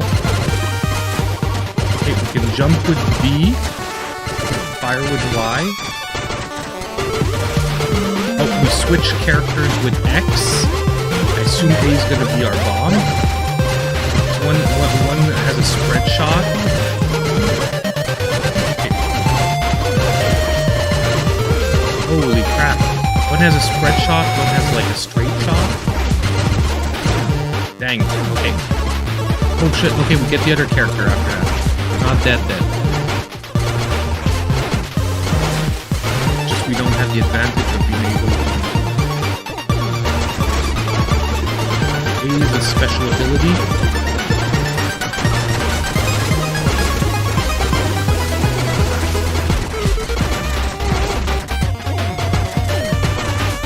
Don't see where we know how many shots of the special ability we have. Okay, that was my bomb.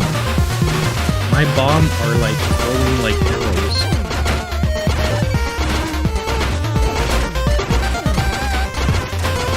Okay, honestly, this is like crazy, but it is it's looking good, guys. It's looking good. No, am I dead? Am I dead? Can I jump? Oh! I don't know what I did there. Seriously, guys, I have no idea how I got over that. Super confused right now. 2 hearts. Yeah, I see our hit points. We have like 4 hit points.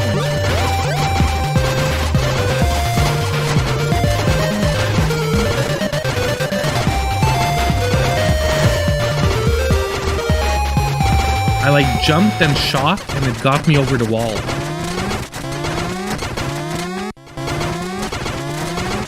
I wonder, is this the whole game, or are we gonna have like you know, switching game modes? Halt! Who goes there? Me. I'm a cowboy. Well, the cowboy is dead, and this young lady here is my companion. Young lady? I'm 2,000 years old, kid. What in tarnations?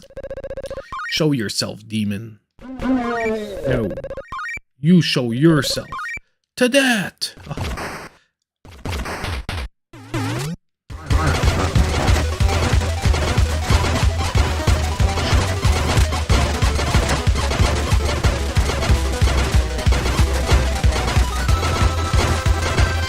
Bullet hell.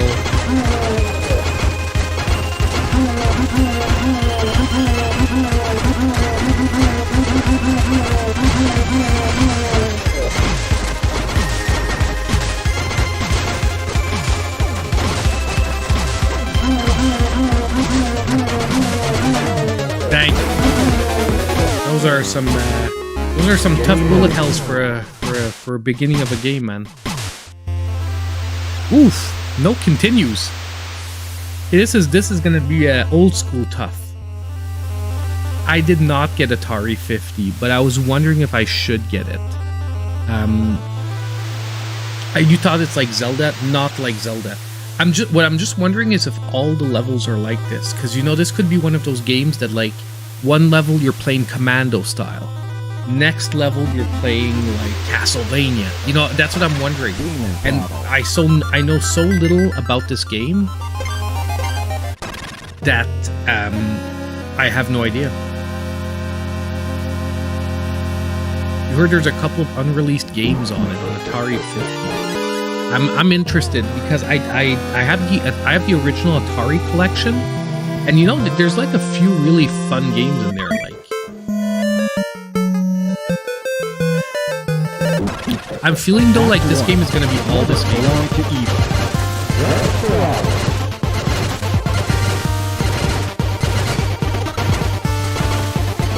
And I guess when your character's about to die, you can sort of like swap one of the other characters. You know what I mean? Like, if you're about to die, you can just swap.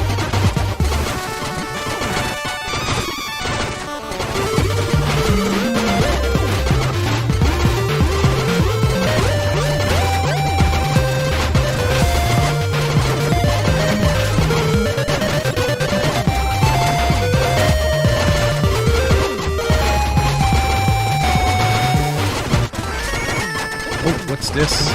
Secret passage.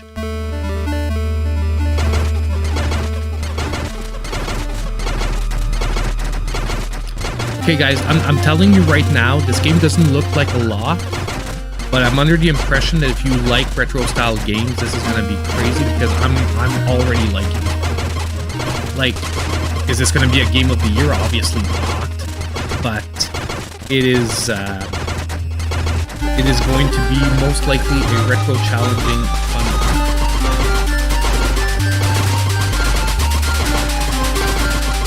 And the fact now that they have like underground levels like this, like I'm wondering what the advantage is here. Are we gonna like skip the boss? Are we gonna come to the boss with a power up, or is it just like basically alternate routing?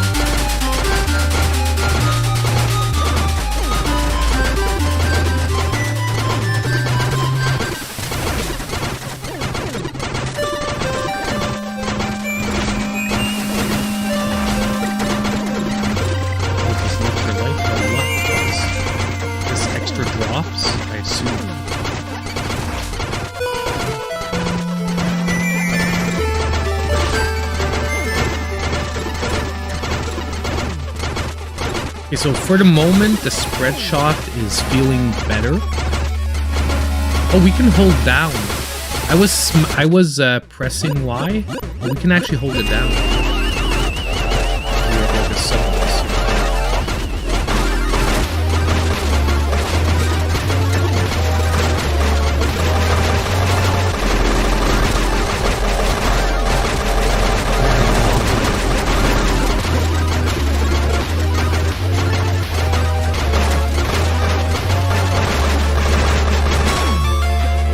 This boss is taking massive amounts of damage.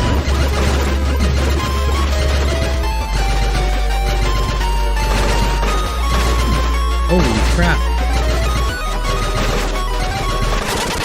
Oh, we beat it.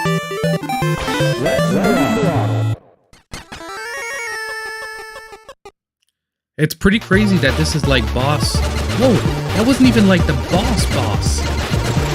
God dang. I have to replay and I only have one character and I have one HP.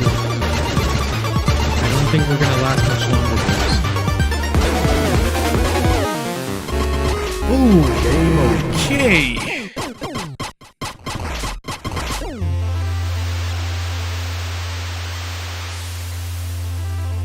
Let me see what's up, because you guys are talking. I heard there's a couple of unreleased games. Reminds of a Zelda sort of. It's worth it just for the history documentary included, plus it has several new games. And the steelbook is awesome. Man, sounds cool. Soundtrack is on it. I really like those documentary things that they include. Sort of like what they did with the Teenage Mutant Ninja Turtles collection, where they included like comic book covers and stuff like that. They could have pushed it even further and done like you know, like an original documentary or something like that, or include like an episode or something. It's hard to hear me. It's weird that... Let me just check. I want to make sure my microphone didn't move again for some reason. Nope. My microphone should be fine. I think it's just the type of music that's in this game is maybe like overpowering. I turned it down again. Let me know if it's okay. But yeah, the soundtrack is really. This is really good chiptune music, though.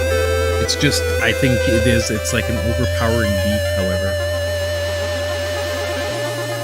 that's really good, DJ. That's good to know. Honestly, I'm going to be looking into it. I was going to skip it. Because I had the original Atari collection, and I was like, you know, how many other games am I really going to get out of it? But I think I'll look into it. And the only thing is we're so close to Black Friday. I sort of want to see if that's going to drop. I know it just came out, but sometimes they might do like a $10 off. You know what I mean? Because it just came out. It's a collection, and the Atari collection is going to sell. I just don't think it's going to be like a top seller. So I do think it's maybe the kind of game that they might try to, like, you know, get it moving a bit by giving like a $10 off or something like that. We're gonna try another time this game because I'm doing bad, and you can play 2 players, by the way. This is, you can play in co-op. This game in co-op must be freaking amazing. It's like it's like Commando with a freaking Castlevania vibe to it. Act 1. Never belong to evil. Let's go.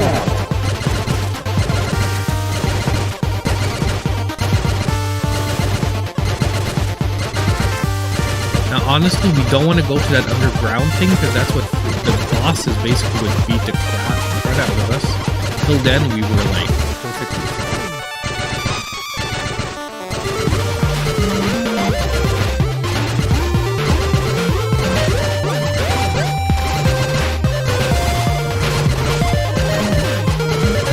There's some there's some easier paths there. Now, we do not want to take the stairs. I'm not taking the stairs this time. Now, they could have been maybe brought us somewhere else because those are not the same stairs I took last time. But I'm just not going to chance it.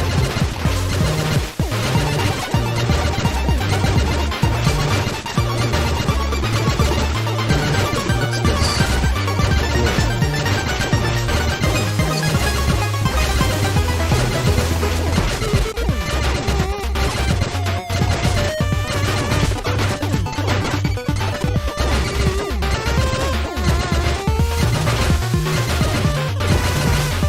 This is where we almost got. No, this isn't where I got almost got caught. This is where I managed to jump out of it. I'm not sure.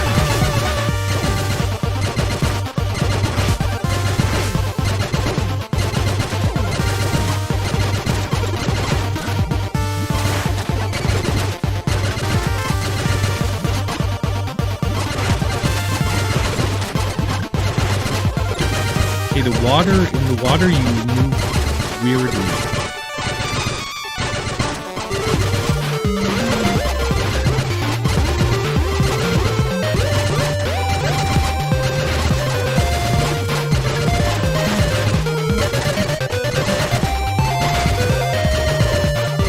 Are we at the boss now? I think we are.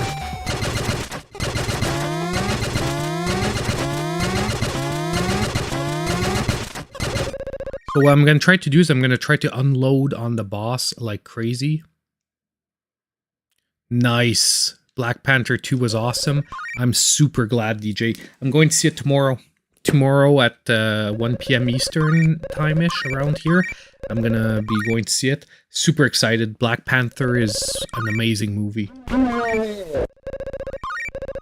I have a question for you guys later that I've been wondering for a while.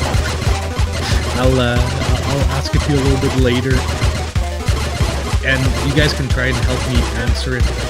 I know it's not going to be like a definite answer, but I just want to know if I'm worrying for nothing. Oh, maybe.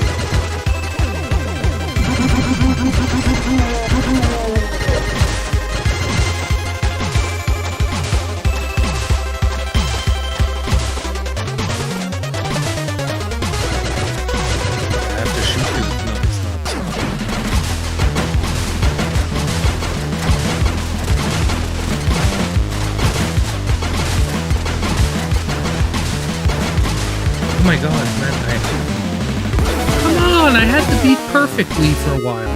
Game over. I won't forget it. I'll ask it now. Rain variant unlocked. Rain variant unlocked. Did you guys see that at the bottom left? Give me a sec. Is this like borders? No. Rain variant unlocked. I'm wondering what that was. Okay, what I wanted to ask is, you know how I do those like movie, you know, at the beginning of my eShop deal videos, I do a deep fake on movie characters.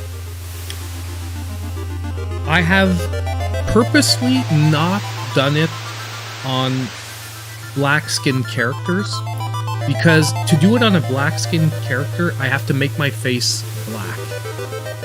Because basically when you deepfake, you have to blend with the skin color of the person or else it just looks weird. It looks like a mask on their face. You know what I mean? If you guys understand what I'm talking about. It's like to blend, you use your face shape, but then you blend to their skin color to do the deepfake.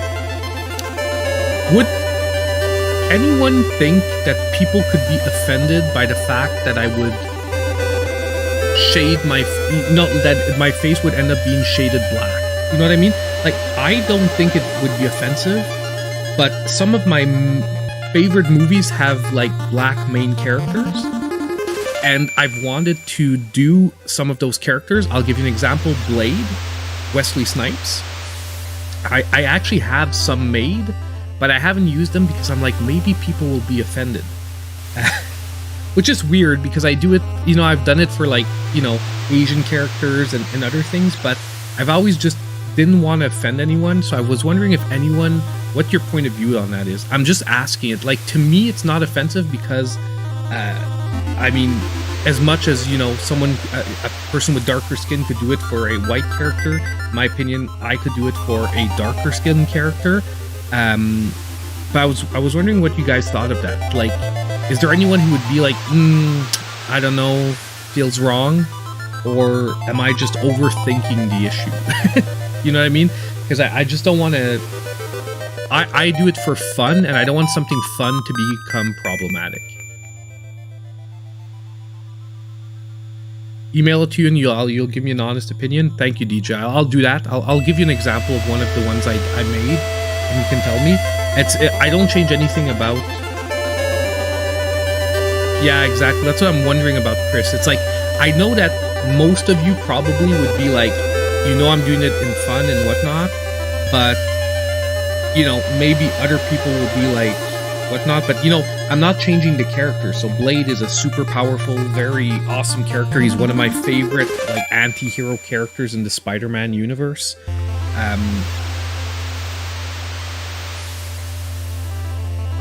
And you know, I did that, and who else did I do? I can look quickly.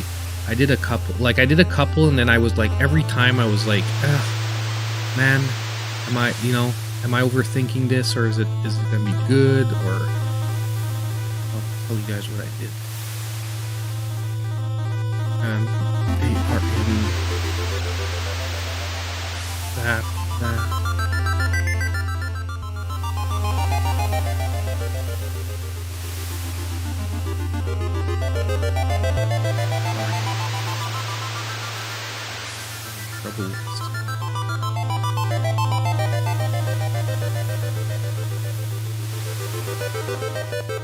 Oh, they're here. Okay.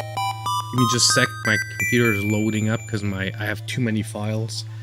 Like when you have a folder with like 5,000 files in it. It takes forever for the folder to load, even if you have an i7 with 32 gigs of RAM and everything you should need for it not to take forever. It still does. And it doesn't help that I'm streaming right now. Okay. See, I know I did Blade Wesley Snipes, and I did,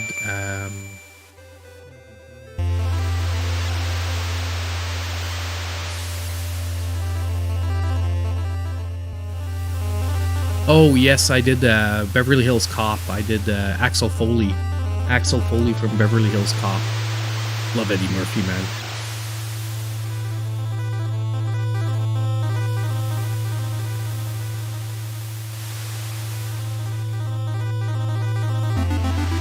What? Mario Origami for 25-ish? That I would pick up. Honestly, I loved Origami King. The battle system was not the best, but for the storyline and the battle system was still interesting. It just felt more like a puzzle game than anything. And but seriously, I would jump on that. Origami King for $25. Amazing. I got Bravely Default 2 for $25 when I was in New York, and I was just, it blew my mind that Bravely Default 2 is like $25 over there. Like here in Canada, Walmart, it's Bravely Default 2 is their pre-Black Friday special, and they dropped it from $79 to $54. And they're like, crazy deal! And I got it for $24.99. But honestly, champ, if you don't have it at that price, I think it's worth it. Like, a lot of people gave it a hard time, but in my opinion, it is a very good game. However, you know, I personally, I agree. I would have wished that they kept the battle system like from another Paper Mario game, like any other Paper Mario game battle system than the one they chose. Because it's fun, but it does get repetitive by the end of the game. By the end of the game, you're like, I'm over this. I've had enough battles, and you actually don't gain any XP from the battles. So there's nothing that pushes you to be like, oh, it's a good idea for me to do extra fights. Okay? That is the other move that they did, is that you basically don't level at all from battles, meaning that there's no incentive to actually battle, which is like okay-ish if you want someone to focus on the rest of the adventure, but it's odd. You know what I mean? For something that's supposed to be an RPG, where battling doesn't make you strong. So it doesn't feel like an RPG-ish type game. But I still had a ton of fun. The storyline is great. The storyline is very, very Paper Mario-ish with some funny moments and interesting moments. I liked it. I think I reviewed it on the channel. You can check. It might have been one of those rare first-party games that I reviewed, because I really disagreed with a lot of people that were trashing on it. Like, you know, so normally first-party games I don't review just because the big boys take all the views. You know, by the big boys, I'm talking about like beat-em-ups and RGP and all that stuff. So there's like none left for the smaller creators, so it's not like worth it to review those games. But I know that one was. I normally go out of my way when I really disagree with what people are saying out there. And that one I was really disagreeing, so I was like, no. This one. But yeah, it was 25. I think is a great price. Okay, back at the boss, boys. It's hard to hear me again. This is really weird. Is the music loud from the game? What is up with my... That is really weird, because I have it way lower than I ever put any games. I put it down again. I put it down further.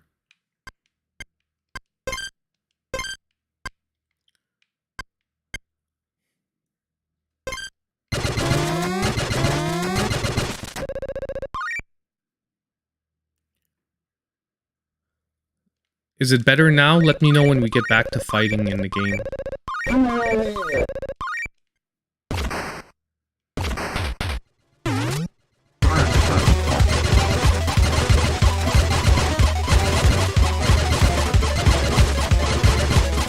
How is it now? Like, can you guys hear me now? Or like, or is the game still too loud? I'm not paying attention. I'm trying to read chat at the same time.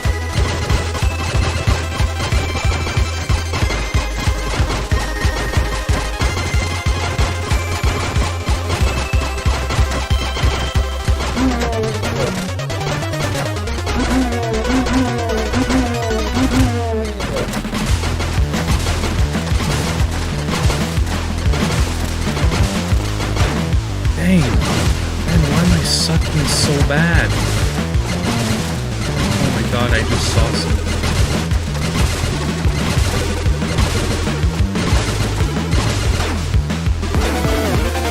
I'm so bad, man. I'm so bad.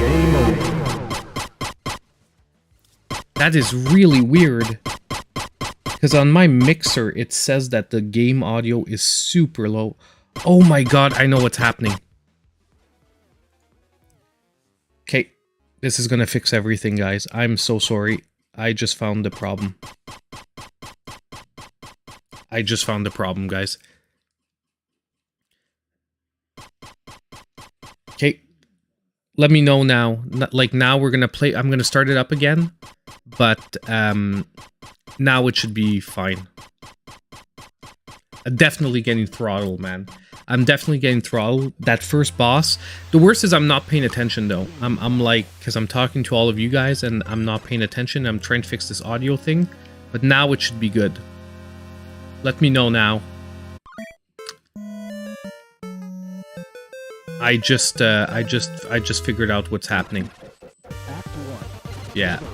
Okay, good. Unfortunately, because basically for the audio to play for me, I have to have it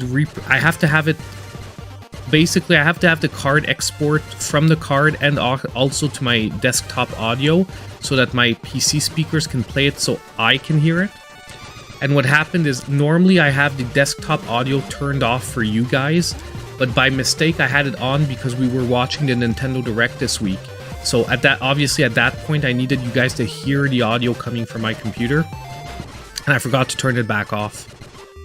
So you guys were getting like double the game audio. You were getting it from the capture card, and on top of it you were getting it from like from my computer desktop.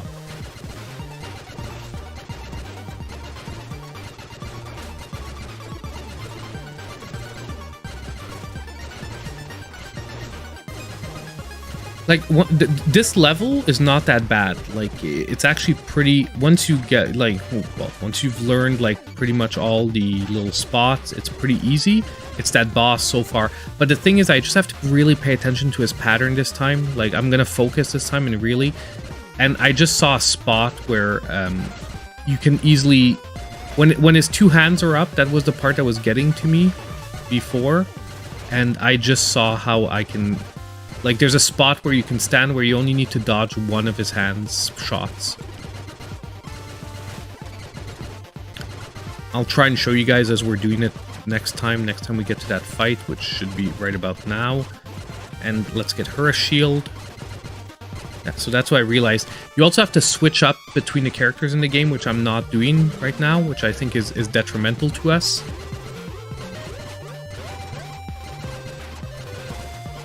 Yes, I did use Predator a couple of times. I used it a couple of times in the for the intro of the videos. The one where Arnold, but not the one where he's screaming, just before, where he's shooting, where he's hunting and he's shooting.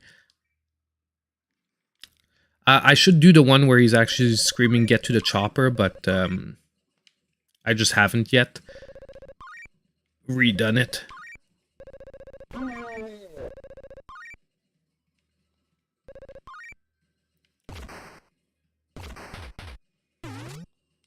Oh, dang. I just lost my shield.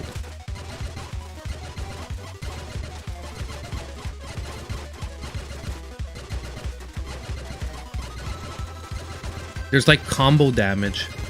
This is what I realized, is that basically if you stand here, you only have to jump the shots for one of the hands. See, because the other hands, the spread shot on it doesn't get to you.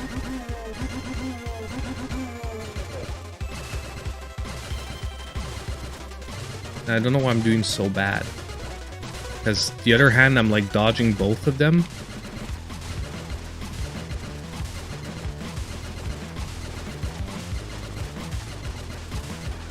Oh my god, I have to switch to her.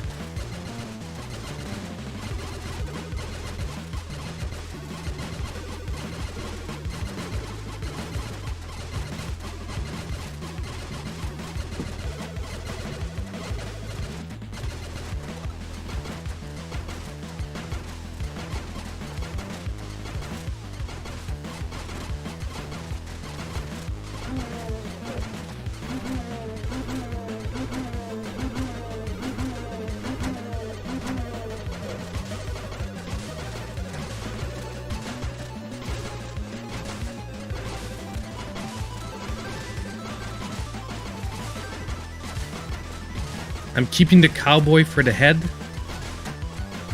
because the cowboy does way more damage because he's single fire.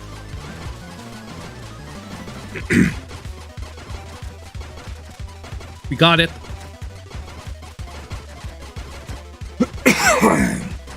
Yes, boys. Level 1 down at least.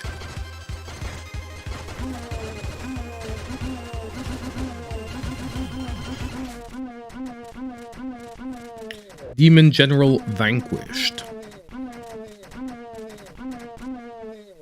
So now we're gonna find out at least if level 2 is the exact same type of gameplay but with a new stage, and it is. Now do they refill our health? At least they do, yes.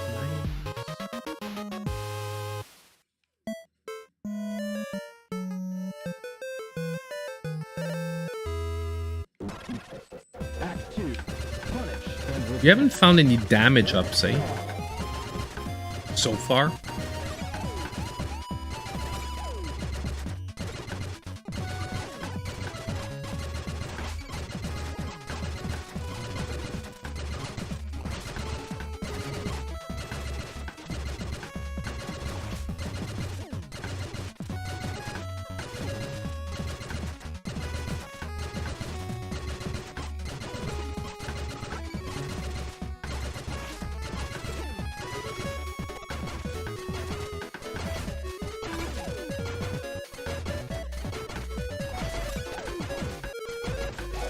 They aren't too generous in the power-ups here.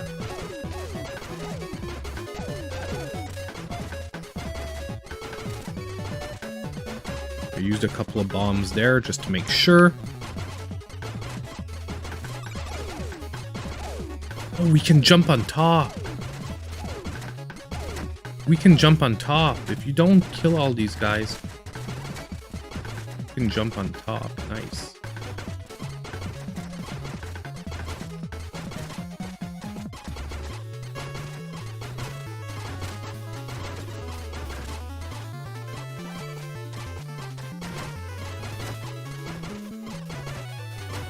We can actually take the high road in this. So far I've always been going on the ground, but there is a high road.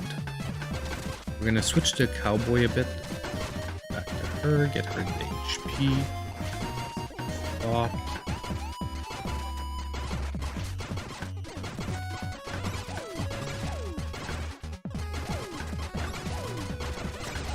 Bomb there. Are we at the next general? I think we are. Yeah, honestly, the game is pretty fun. If you like retro style, like, it's basically a bullet hell shooter. It's basically a shmup, but instead of being in a ship, you're running with a character. But basically, it's a shoot 'em up. So it's a retro shoot 'em up. Super fun game, though. I'm really liking it. Exactly, we need the high ground. Anakin, I have the high ground. Brr, visitors. We're not here to make friends. Wow, now that's cold. Hey, little pink one. They tell your boyfriend to chill. Boyfriend? We don't have time for this crap. Gunslinger, let's melt this popsicle. I'm a married man. Okay, we see the shadows of where it's gonna drop. Just have to keep the shadows out.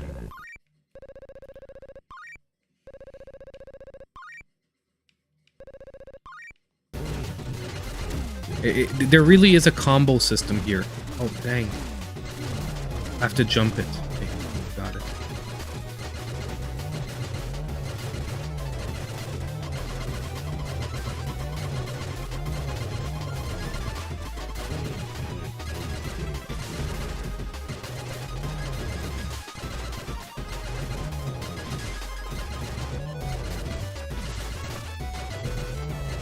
Safe spot up here. Oh, dang, there's a heart up there. And I just, like, took 3 hearts to get that 1 heart, so totally not worth it. Use our bombs, because or else when she's dead, they're gone.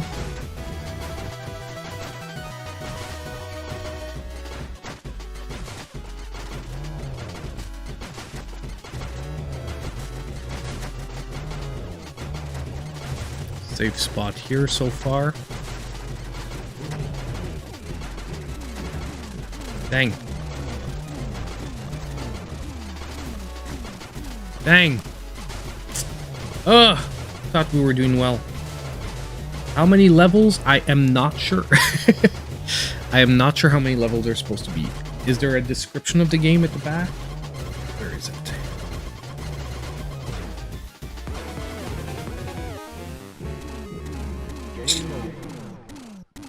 Demon Throttle tells the story of a beautiful vampiress and dusty gunslinger on a quest for vengeance against a demon that stole her mystical chalices and kissed his wife, or something. Now the 2 unlikely companions must blast their way through 4 monstrous generals. So there seems to be 4 levels. Makes sense, we had 4 challenges at the beginning. And their wicked domains to lift the demon's curse and exact their revenge. So I'm thinking 4 levels, or maybe 4 with like a boss level, a final boss level. Like maybe there's a 5th level that we don't know about till we get the 4 chalices. To me, that would feel right in a game, or there could just be the 4. But I think there's a lot to unpeel in this game, though, that maybe we don't see at first light. But it sounds like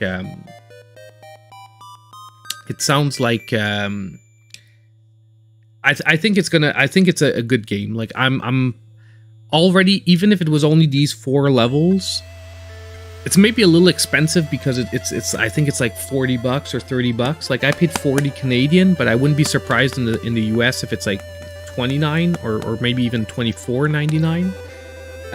But seriously, it is it's a shmup. It's a solid shmup. It's fun. I'm just looking forward. There are sub levels, as you saw, and I'm wondering if there isn't bonus things that you get if you go through all the sub levels. Yeah, what do you guys think of my studio? Did you all watch the studio tour video?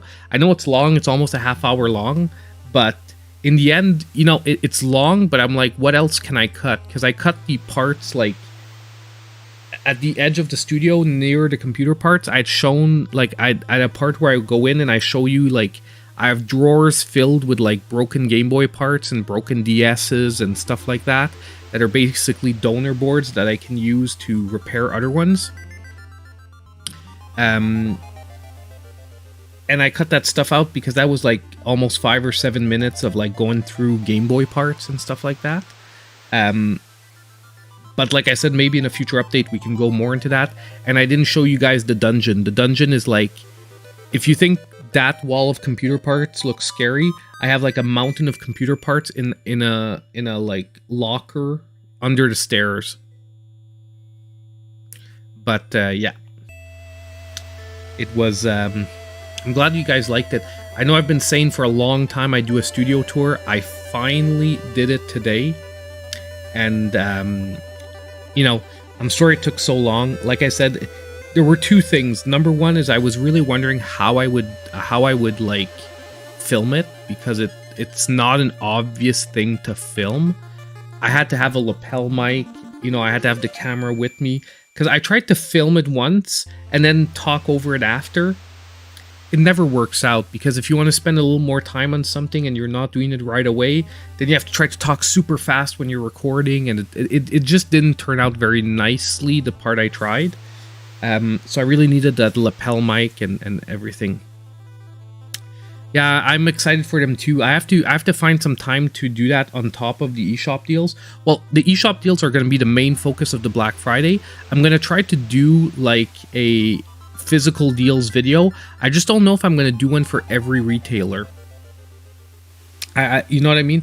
I might do it for some retailers that are standouts. While maybe we'll do like a best of video for the other retailers or something like that. I'll see once the real deals hit. And you know, I don't think we're gonna be able to cover everything, because I think like Target's gonna have like 100 games on sale and they're doing the buy 2 get 1 free thing.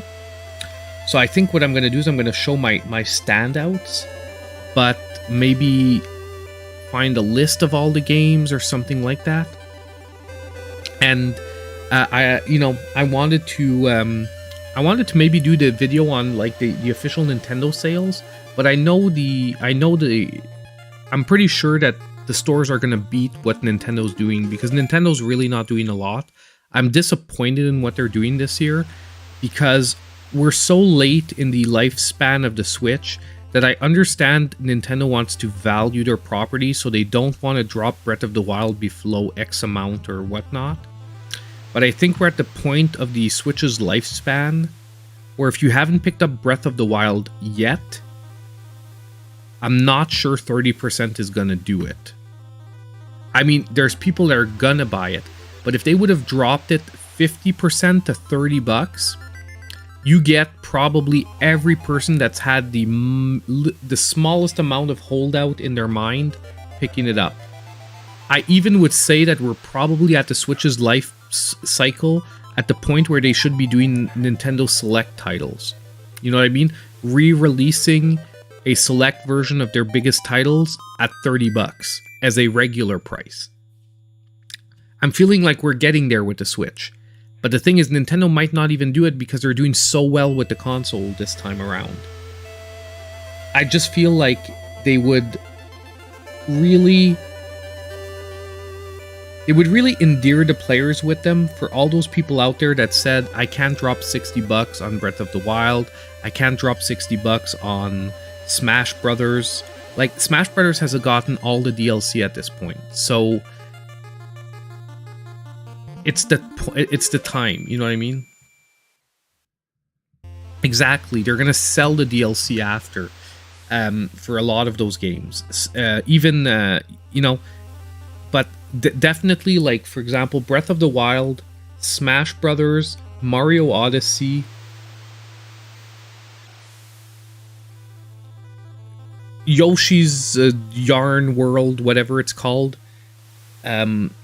Like that first wave of first-party titles, like the first-party titles of the first 2 to 3 years of the Switch, Nintendo should be doing selects on them. If they're not doing it this year, like next year by June, there should be select titles out for those games. If not, I'm gonna be disappointed, and I'm thinking they're being a little. Like, I love Nintendo, I love what they're doing with the console, but I think they'll show that they're a little bit too greedy with their properties. You need to give a chance for the people that don't have the money to drop on those games to pick them up without having to wait for Black Friday. Wario's dropping, but it's not enough. They're doing the 33%. They're doing the bundle with Mario Kart. Oh, Mario Kart 2 should be a select title. They're doing the bundle with Mario Kart. They're doing Breath of the Wild, Link's Awakening. I don't have the list right in front of me, but they're doing like the 30% off. Is Kirby getting a sale? Honestly, though, I wouldn't be surprised. Sorry, I'm not sure how to say your name. Utmork. I wouldn't be surprised that some retailers wouldn't put it on sale, because don't forget, retailers can undercut these deals. Retailers can put discounts on games that aren't discounted by Nintendo. This is just the part that Nintendo is eating, okay? Everything after that is going to be, the retailers have the option to eat an extra amount. A lot of them are going to eat more, okay? A lot of them. But I do think it's going to get a discount, at least at one retailer, to get the people in the door. But they might only be doing the 30% if Nintendo's not giving anything on it. And I've said it many times, but Nintendo should still, now that they're only doing one console and they're not doing portables anymore, they should do more titles like Wario with a lower price point, but lower production costs. Like Nintendo Indies, official Nintendo Indies. I've said it before. They should, and if they don't have the development teams to work on big first-party titles and those indies, they should farm it out to high-quality indie studios to create like a Mario retro-style platformer, but a new one, like Mario Brothers 5. We're not getting into the discussion. It would be Mario's Brother 5 in North America, because Mario Brothers 5 did not come out here.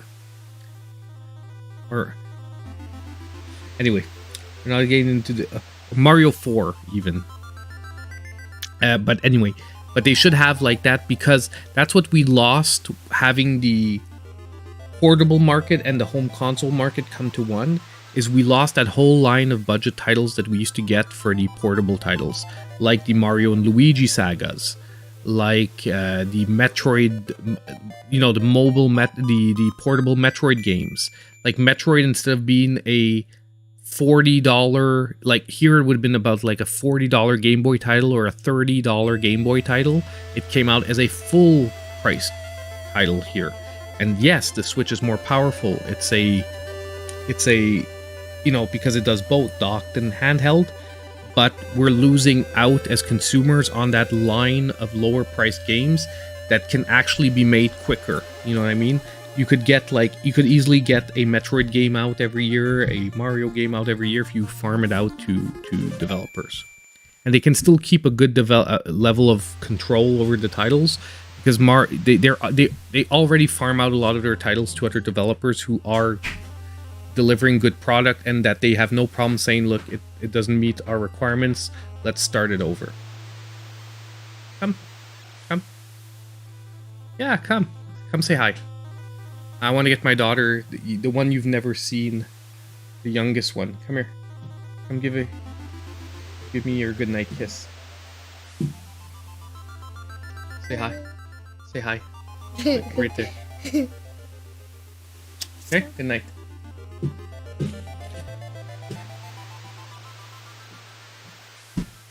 That's the youngest one.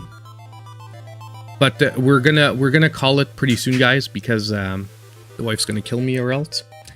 It's already 9. We started later though, to be fair. But hey, we got to see Demon Throttle, guys. I'm so glad our Game Boy mod worked.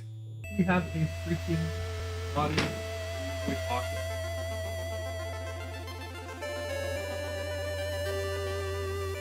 Grab this.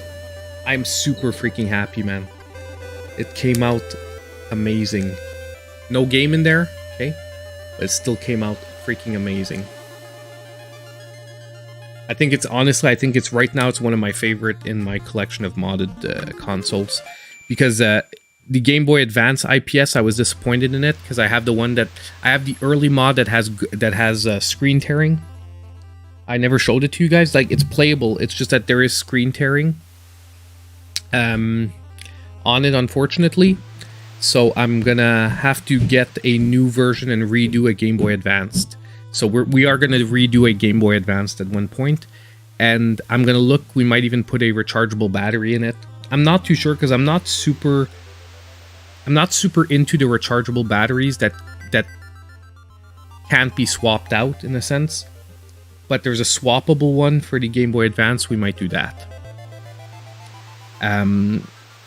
because that is a nice one. Exactly, Seanism. But the problem is that they kicked up the, 3DS games. There was a lower expectation in the final product, meaning that, development cycles were lower, complexity in the games were lower, and it was acceptable. Now they want everything to be a huge first-party release. Definitely, I do have to add a beer cooler. Honestly, I know that's missing down here. Don't worry, guys. It's on my list of things that I want down here. I need a beer cooler for energy drinks and beer down here in the studio. I know where it's going to go to. It doesn't seem like it, but there is a free spot next to the retro gaming section where I could put it. Everything seems very cramped, and it is very cramped down here, but I can still fit in a little beer fridge, which is... You remind me now, it's definite, and it might be coming soon, guys. If what happened this week works out, we're very good. By the way, how did you guys like, that big project I was talking about before we go? It was the fact that I was working on the I was on the launch team for the rework of Ark. And Ark, honestly, is an amazing game now. I really like it. I'm playing it on my own time, like not only for the video, I'm playing it on my own time because I'm really liking it. And honestly, Ark Survival Evolved now, I'm so glad we got that game in a good state on the Switch now, because I needed one of those survival games that I could just get into, and an open world one where it was just like random. Like we had Green Hell, but this one is a little chiller, you know what I mean? Like you can put it on easy and you can more work on base building and dinosaur taming and like more other stuff. And I'm doing a little bit of sponsored content lately, guys, but just so you know, I'm not taking any games that sometimes they might not be crazy insane games, but I won't do sponsored content for games that I would find bad. They could be medium games, but I will never do sponsored content on a game that I would actually find awful. And when I say awful, I mean awful for the price. You know what I mean? Because like I said, if I do a game that's on sale for $2, you know what I mean? The bar is at what I would consider for an eShop deals $2 game. And the reason I'm doing sponsored content is to get better things for the channel. You know what I mean? So I hope you guys understand that even though some of it's sponsored, it's all just to get closer to that dream of doing full-time YouTube. For the last week, I've been doing full-time YouTube because I'm on vacation and all I've been doing is YouTube. And oh my God, if this could be my life, it is a long-term dream. Like I don't expect this to happen in the next 6 months, in the next year, but maybe in the next 5 years, I would really love to be able to do this, or at least do it part-time. Because it was so much stress off of my shoulders, the fact that I didn't have to juggle my 9-to-5 job with this channel, and I had way more time to invest into the content and be hyped about doing the content. You know what I mean? So I hope you saw it in the studio tour. I was hyped to do the studio tour. I was hyped for the stream for Sonic. I was hyped because I didn't have to think like, oh my God, I have this for work tomorrow and blah, blah, blah, blah, blah. Anyway, I think everyone here who works, they get it. But yeah. So if I do take sponsored content, guys, it's just to get closer to that dream. And at the same time, do fun things like the huge giveaways that I did on the stream this week. If I didn't take the sponsored videos last week, I most likely wouldn't have been able to do all of those giveaways that I did. I definitely would not have been able to add the $10 gift cards for people that might not be able to get the physical games and blah, blah, blah. But yes, hey, thank you guys for showing up tonight. I'm going to stop chit-chatting now and chewing your ears off. I hope you guys have a great rest of your evening. Thank you for showing up. Thank you for helping me with the mod. Thank you for looking at Demon Throttle with me. Hopefully, if any of you were wondering if you should be picking it up, you now know. It's going to be a physical only game, supposedly never digital. So if you are a Switch collector, this is the exact kind of game you're going to want in your Switch collection. And I'm not sure they made 1 million copies of it. So it might actually be a really, really good idea to pick this up if you're a Switch collector. I would not sleep on it. I wouldn't wait for a sale personally. Might go on sale. Might tank and go on sale.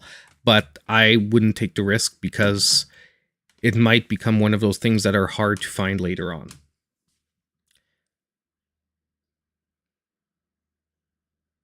Hello, just got here. Yeah, right, Bear. It's sort of hard to believe that when your name's up there as a top donator already on the stream.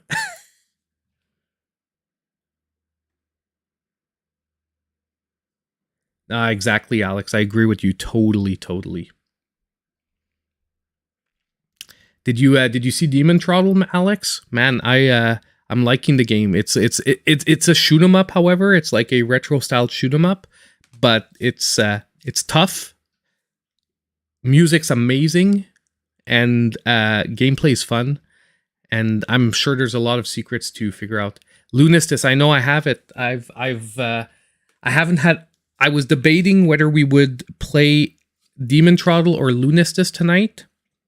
But I decided to go with Demon Throttle because we were doing the Game Boy mod before. So I knew I only had about an hour, and I knew Demon Throttle, being the retro style game it was, I was pretty sure within an hour we would still get a good thing going on the gameplay style, like figuring out what type of gameplay style it is and what type of game it is. But yeah, I'm gonna be playing Lunistis this weekend. Bear also gave me a game that is. Hold on. It is because I didn't download it yet. Orcan Axe. I want to try it. It's a cheaper game, but it's one that I definitely wanna try out just to see if it's worth it, anything or not.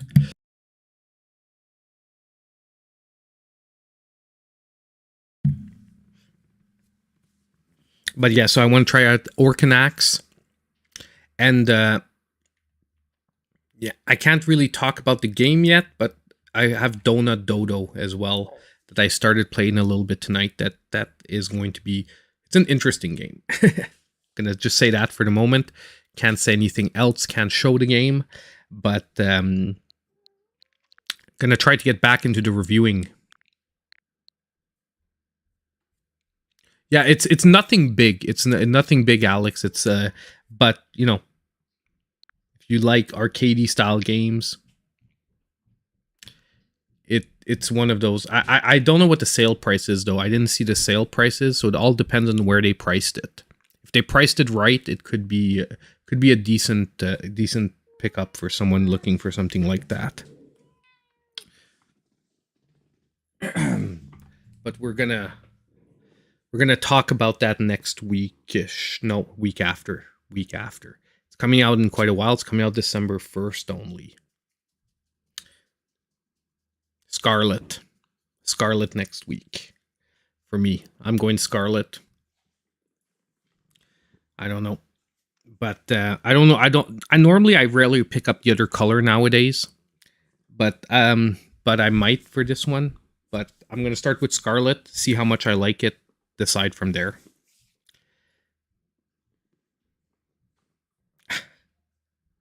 I was gonna do it too, Alex. I was gonna do it though, like next week, like on Wednesday, like just before it comes out. But we'll see. We'll see if our communities line up. Anyway, guys, like I said, I'm already way over time, so thank you guys so much for coming. It was a pleasure having you all here for the stream, and I hope that, like I said, you all enjoyed it as well. And as usual, I'll see all of you in my next video.